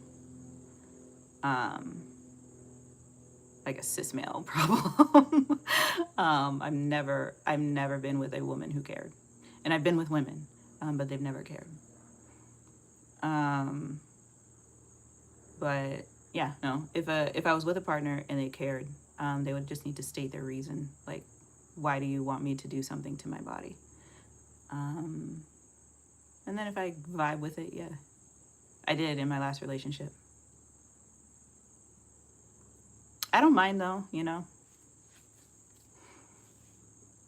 I'm an open book. So Kirby, you can ask these questions. I don't mind. Most men are hairy. Not all. My dad's not hairy. Like, he doesn't grow hair on his legs. He doesn't grow armpit hair. He doesn't grow arm hair. So, like, my dad doesn't have any hair. My mom is very hairy, and I'm hairy, like my mom, unfortunately. But that's okay, because I'm pretty because of the two of them put together. So, whatever made that happen. Thanks, parents. But yeah, no. I think I was, like, my mom really wanted me to not care about body hair. And so I wasn't allowed to shave, but I never wanted to, like, I never thought about shaving. So when I thought about it, when I was like in middle school and like you start to go through puberty, like when I started to think about shaving, I was like, well, do I really need to shave? Do I want to shave? Is this for me? So I asked these questions when I was a kid. And I realized, like, oh, well, if I want to shave, I should shave. And if I don't want to shave, I should not shave. So that's how I learned about it. Was just, I was really young when I started asking. But, you know, if I have a hairy partner and they don't want me to have hair, then they also need to not have hair. That usually shuts the conversation down. But I think it's hypocritical when a hairy person wants you to not have hair. Then I'm like, no. Because my hair is to protect me from your hairiness. Yeah, nasty. Hair is a thing that keeps us clean and keeps us safe from other foreign bodies. So, yeah. But no, I mean, I'm on YouTube, right? So there's a certain element of, I think, access that I want to give people. And I'm very comfortable to say I'm not answering that. There's this one person who keeps asking me to do yoga poses, like specific ones. I'm like, no, because that's creepy. Yeah. Anyway, I hope I answered your question all right. Yeah.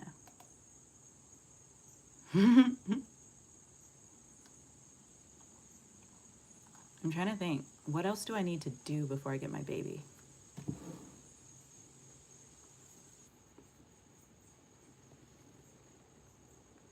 I need to order food because I don't want to cook it all.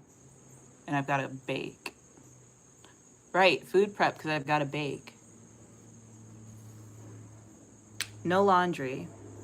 I don't have a washer and dryer in my apartment, which makes being a person who works out a real pain in the butt, especially when you also have a baby. Well, listen, our lists are very similar. I am 34. So I'm a grown woman. Yep, I'm an older first-time mom. So it's interesting to go in and, you know, see people who are similar in age to me, but whose children are much older. I'm dealing with all the little stuff. But it's also fun because, like, my friends actually mostly waited to have children too. So I'm not, like, in my own circle, we're all older moms. So that's fun. I'm glad you're a mom. That's beautiful, Lulu. I love that.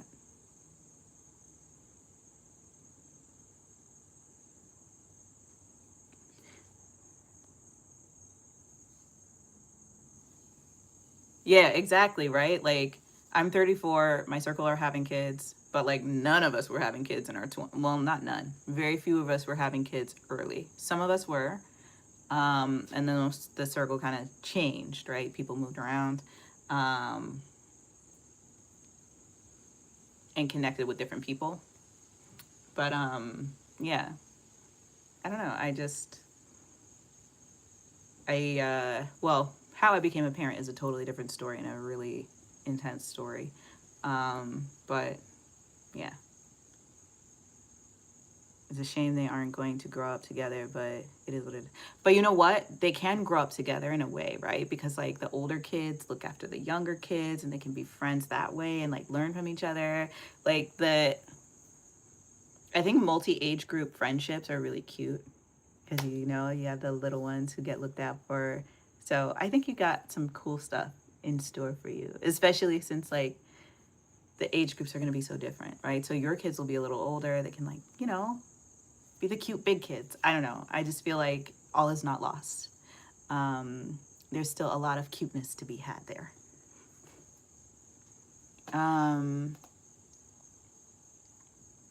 But yeah, I gotta shave some carrots. Speaking of shaving, I don't need to shave me, but I do need to shave some carrots. Let me get that box grater.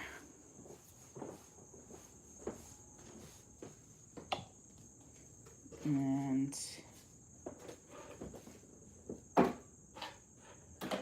clear off a spot here.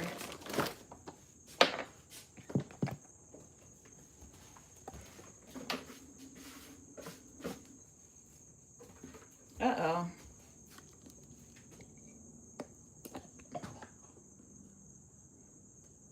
I lost you guys there for a second. That was weird.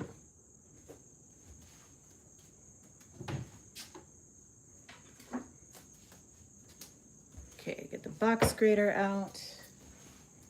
And let's get these carrots because I can grate these carrots before I do the baking.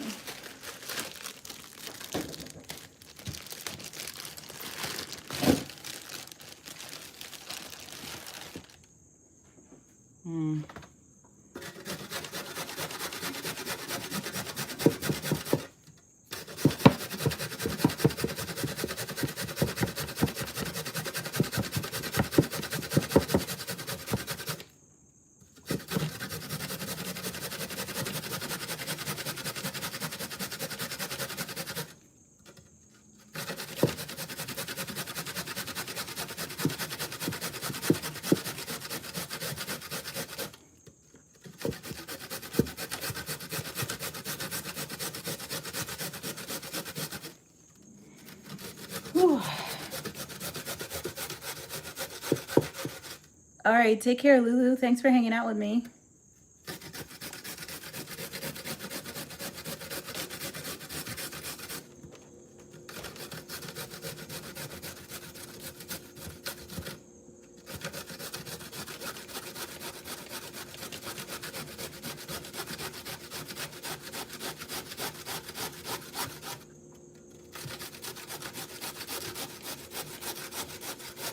Zion.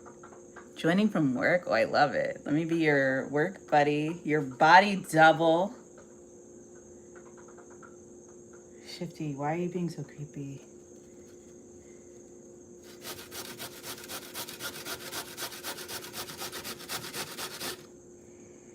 But yes, we are grating carrots. Shifty, grating carrots.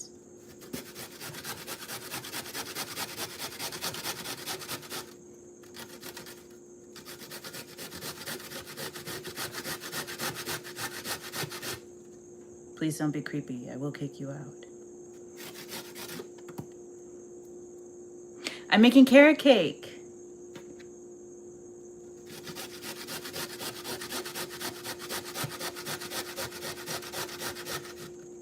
I am making carrot cake for my grandpa's 95th birthday.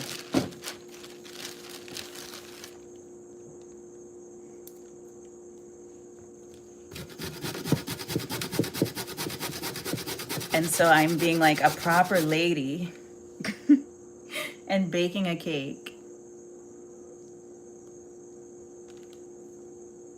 Yes, we're out here doing legendary work.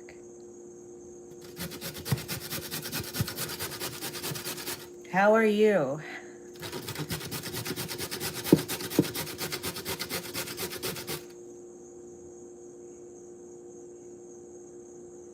Boogerman too, always here with something to say. Always here being a little bit of an element. Oh, I won't say what kind of element because I can't say for sure, but an element you've been. What's up? You always come in hot for no reason. Charlie Kirk didn't think black women had brain power, so I'm not gonna dignify that.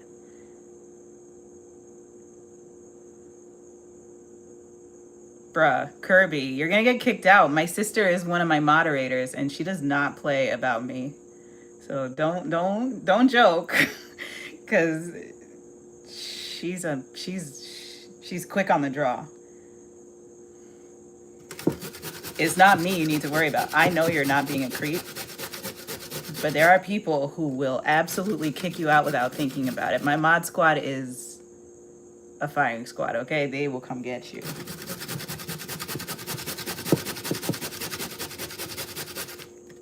And my sister doesn't do warning. She just puts people in full-blown timeout for days.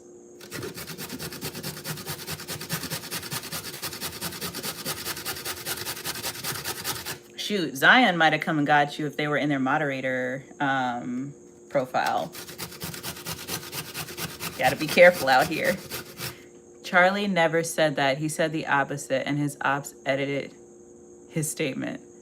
He said that Black women have all the brain capacity and belong where they belong and should be in the positions that they were in. Because then why wouldn't everyone just show that version of what he said? You gotta help me understand there, booger man.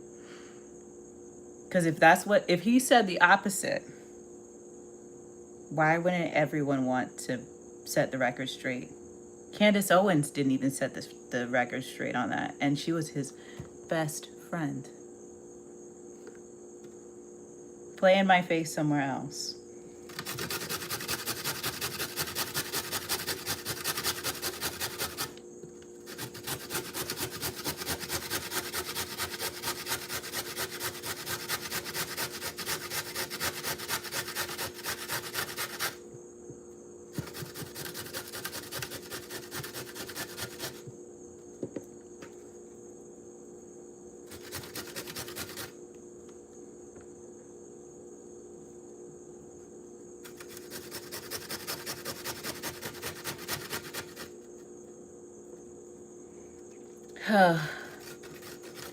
Candace Owens just put out a tribute to Charlie. So what? That's not her saying, of course he didn't say those horrible things that he definitely said on camera.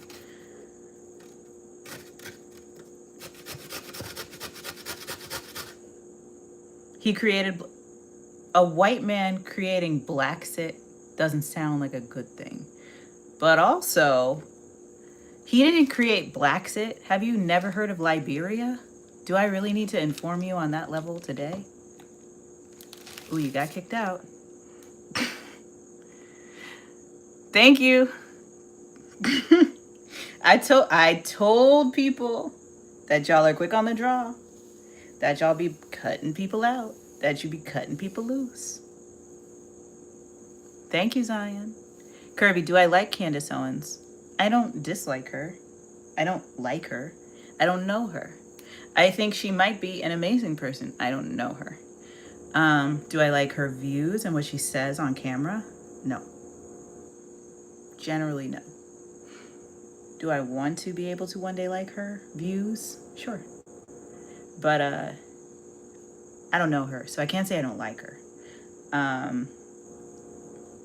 Because that all might be a persona. She may be nothing like that in real life.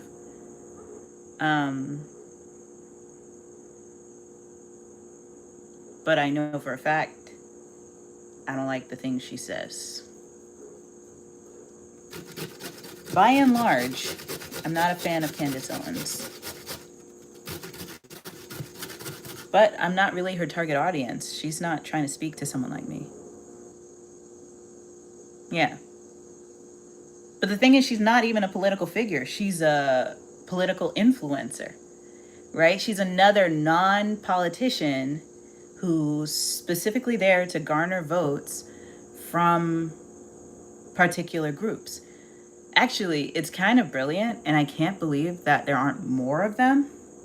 But these political influencers like Charlie Kirk, like Candace Owens, like, their response to something that was very effective back in the day, like from people like Sister Soldier, even,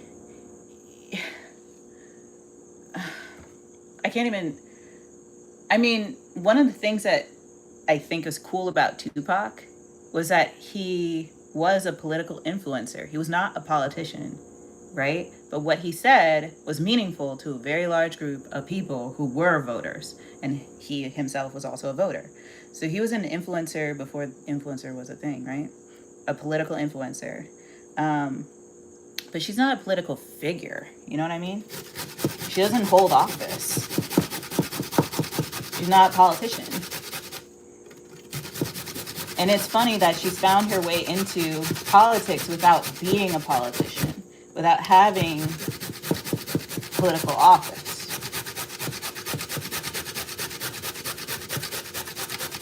She's just wealthy. Notice I didn't say rich. I mean, she has wealth.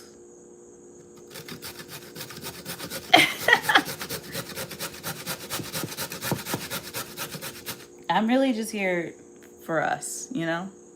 I want people to come on social media, see my face, and feel good about it, you know? Feel good about being a part of this conversation. So I'm glad that that's happening for you.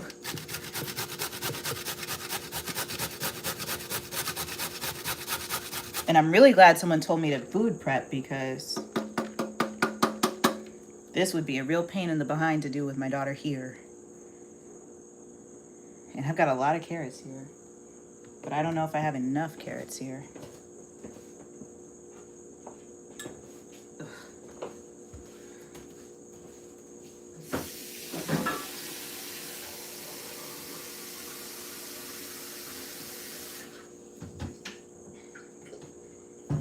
So I am going to put these carrots in a container I can come and get to in a moment. If I could find the thing, that'd be great. This will have to do. All right, carrots.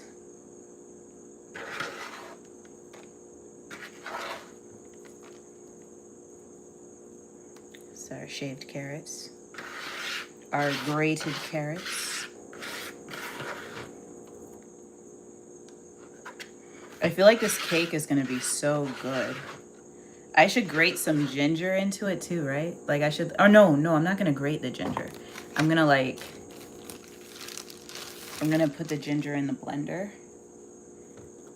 I think that will add to the overall tastiness.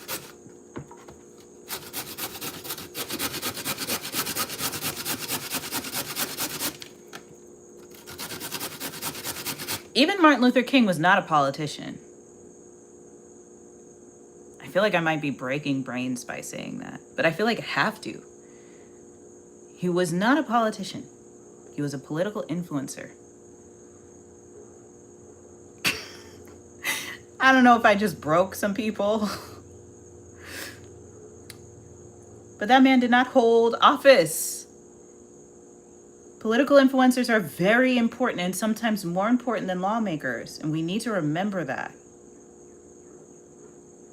Because if there's one thing that man had in common with Charlie Kirk, which is literally going to be other than him being human, he was a mobilizer.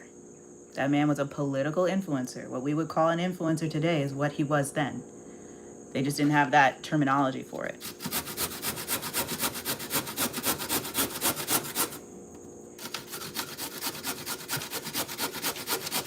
But his job was to inspire, to inform, and to engage. And that's what he did. He inspired, he informed, and he engaged. Charlie Kirk's job was the same. I don't agree with what he did with his platform at all, and I don't feel inspired or engaged, and he was misinforming people. So he was doing the wrong thing. But his job was the same. And I think that's what people are trying to say when they say Charlie Kirk is like Martin Luther King Jr., but they're wrong, because he was nothing like Martin Luther King Jr. because he was racist. But they were the same insofar as they were both political influencers.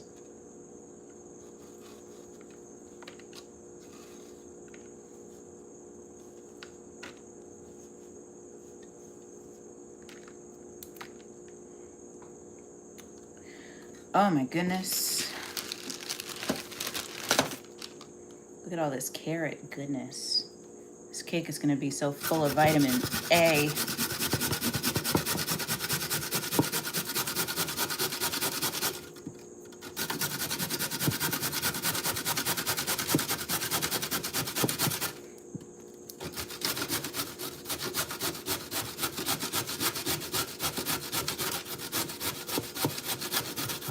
I'm gonna talk to my chef friend about my cake baking and make sure I don't miss any important steps. But I think this is gonna be like one of my best cakes.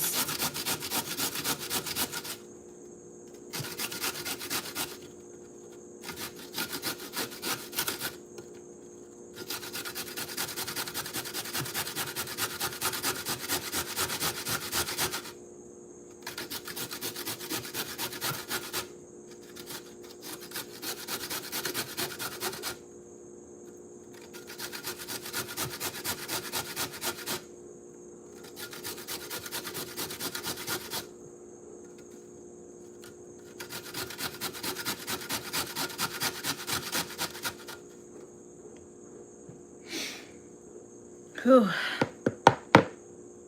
Making food with no music. You know what it is? This is gonna be a fun one. I like quiet. I like to be in what I'm doing. I like the focus. And so sometimes when I really want to enjoy something, and this is funny because you know how sometimes people listen to music when they're dancing with no clothes on with each other? I hadn't ever done that before until like this year. Because I like to do things mindfully, especially things I really, really like. So like I really, really like to bake. So I'm just like, yeah, shred this carrot. What else do I need to do? And I'm like enjoying the process of shredding the carrot. And I don't want anything else but the feeling of shredding the carrot. And like the satisfaction of being done. Isn't that, I don't know. Like that keeps me going. It's just the satisfaction of doing the thing. But I don't like to distract myself from these kind of things. I like to live in them and enjoy them.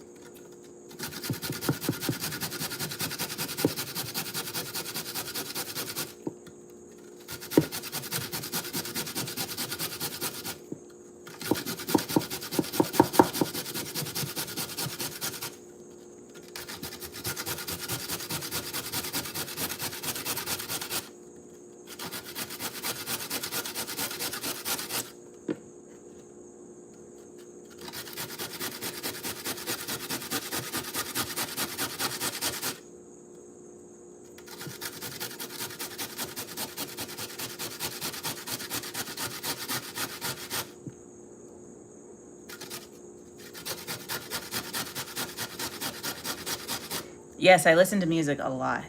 I love music.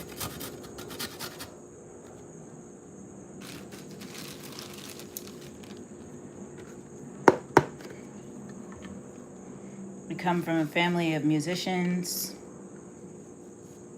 I'm a lyrical person myself.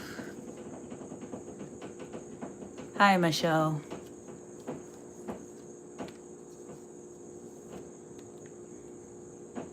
I am all about lyrics, and I love lyrics, and I love music.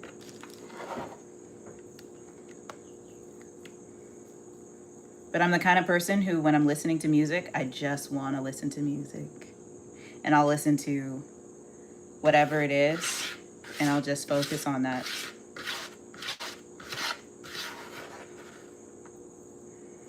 I like listening to music while I'm driving.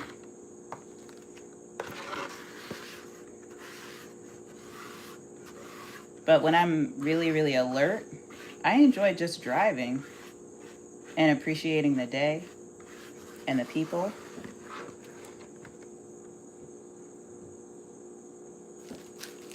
Clue, I am very interesting. I'm glad you're interesting. That's cool. Who is my favorite rapper? That's an interesting question. I'll say, as an influencer, my favorite rapper is KRS-One. I like that he raps about animals and veganism. but that he's also like an underground hip hop artist. His wordplay is ridiculous. Probably my favorite thing is listening to him translate the word officer into overseer, and like how he plays with words like that. Ooh, it does something for me. So I love him. But there are so many great rap artists. I really enjoy Cardi B because what she has to say is also just, she's so funny and she's so fun and she's so playful with her music, but she also can be serious and emotional. She has some range and some depth, and I think that's pretty valid too. Nicki Minaj has a really interesting flow. I think people don't take women seriously because they have to look a certain way to become a certain level of successful in the rap genre. But I think that's men's fault, not women. And so I personally listen to all kinds of people, even though you kind of get laughed at or called a poser for like actually liking their music. But, you know, I do. And they're actually good. So jokes on the people who call others posers when their music is actually great.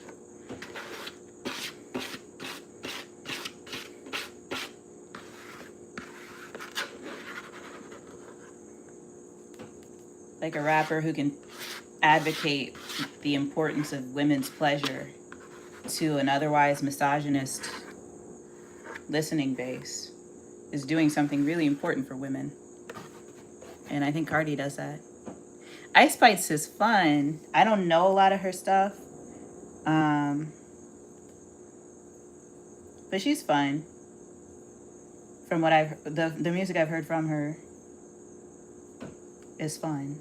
And I like that. I appreciate that, you know?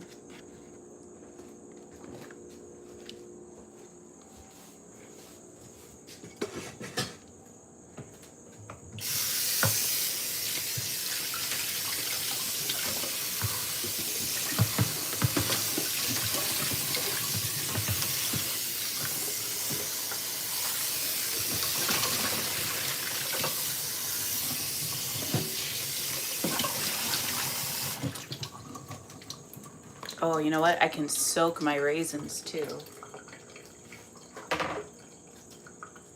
I wish I had orange juice left, because what I should be doing is soaking raisins in orange juice.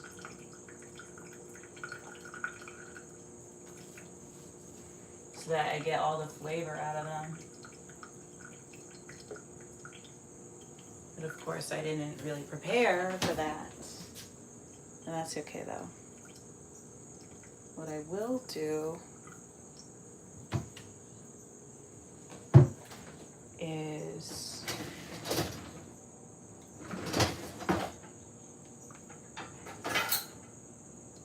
I'm gonna wash these things. Ooh, what time is it? 2:43. Almost time to go get the baby.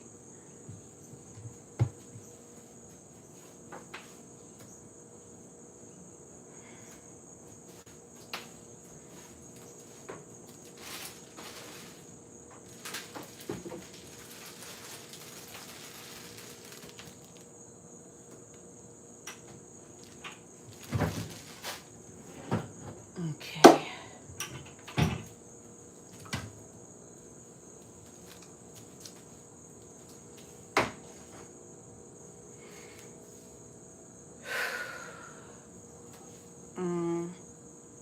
Hey, Kenny. But yeah, I'm sure there's a better answer to that question of like which rapper is my favorite, but that's the one I got for you right now. I actually have a hard time with like superlative questions. Who's your favorite? Who's the best? It's hard for me because I don't know who's the best. I know who I really like. I know there are specific instances where I feel like someone like Kendrick Lamar has made a whole movement out of music that got people involved and engaged in hip hop culture in ways that we haven't seen in over a decade. And Drake has something to do with that, even though he lost the battle. He was still a part, you know? And so, what am I doing? What is happening with this? Let's go sideways. So yeah, I don't know. I have a hard time with that. Am I Spanish? Kenny, you're Spanish? Lit. Like, de España?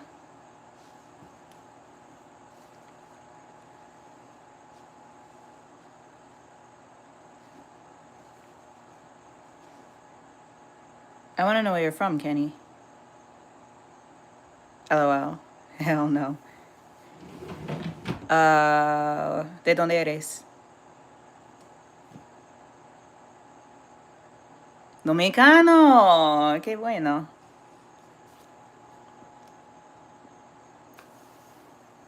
I know the flag. Am I Latina? I'm Puerto Rican too. That's cool. Well, first and foremost, I am bliggity black. But I am also like mixed. But I always say I'm black first because I think society is like, oh, you can't be like you and still be black. Or, oh, there has to be some reason why I like you because you're black. Like, so I always start with I'm black.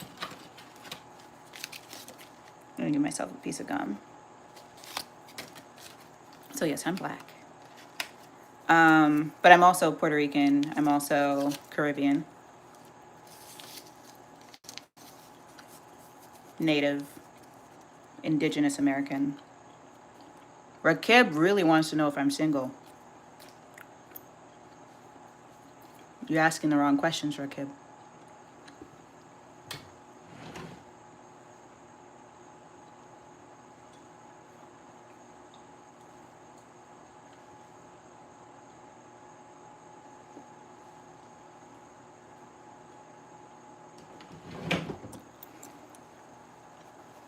Doesn't matter if I'm single, it matters if I'm interested. The answer to both is in order. Yes, I'm single. No, I'm not interested. Thanks, Zion. Appreciate you holding it down. This middle part keeps trying to rear its ugly head. And I say ugly because I'm struggling to make it look cute.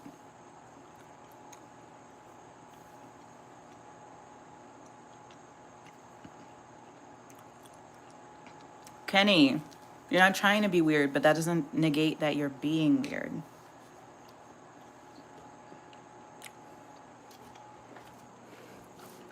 But I've been working on my butt since you mentioned my butt. Because I threw my back out and I had weak glutes. Hold on. I'm gonna sit y'all up here while I find some pants.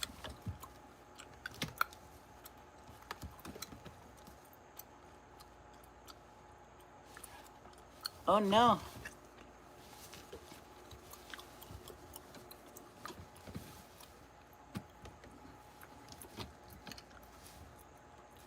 This thing has no balance. Okay. So yeah, I threw my back out. So I worked on my butt. And so now I have a nicer butt. That's the whole story. Thanks for coming to my TED Talk.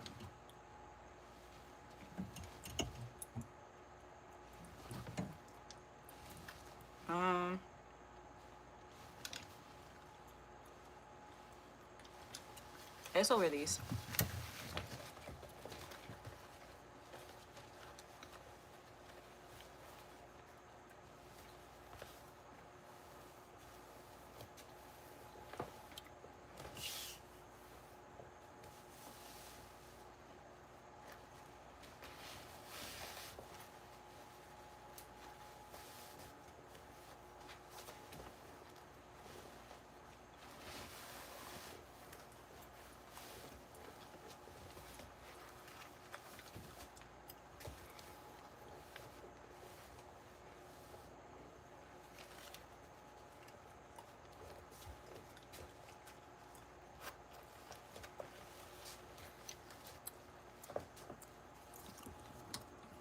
Alrighty. We have pants. How'd I throw my back out? I was changing my daughter's diaper. Kenny, it's okay. You see, this is how we learn more about each other. I get to tell you about how I threw my back out because you saw my butt. We all win.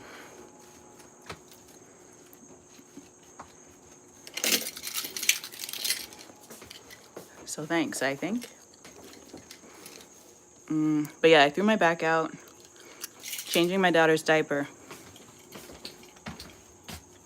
It's a great story. That's the whole story. Zion was there.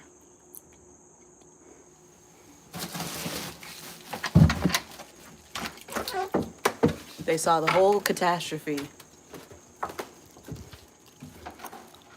It was pretty scary, if I may say so. Zion knows how scary. I was pretty terrified to bend over.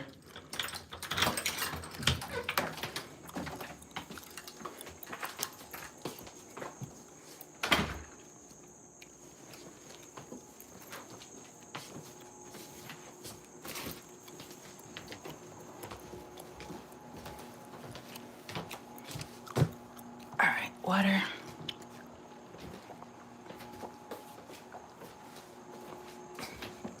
Just let your thoughts out too much. It's okay, Kenny. Está bien.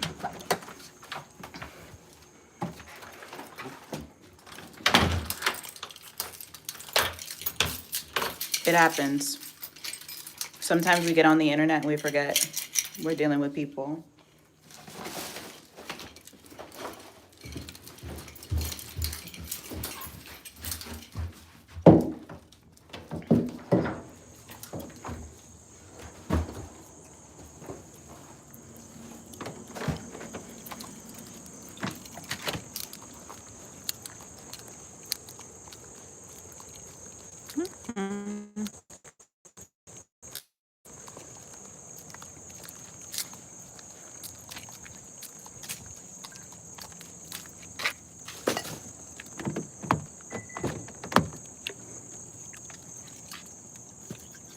Oh, it's hot in there.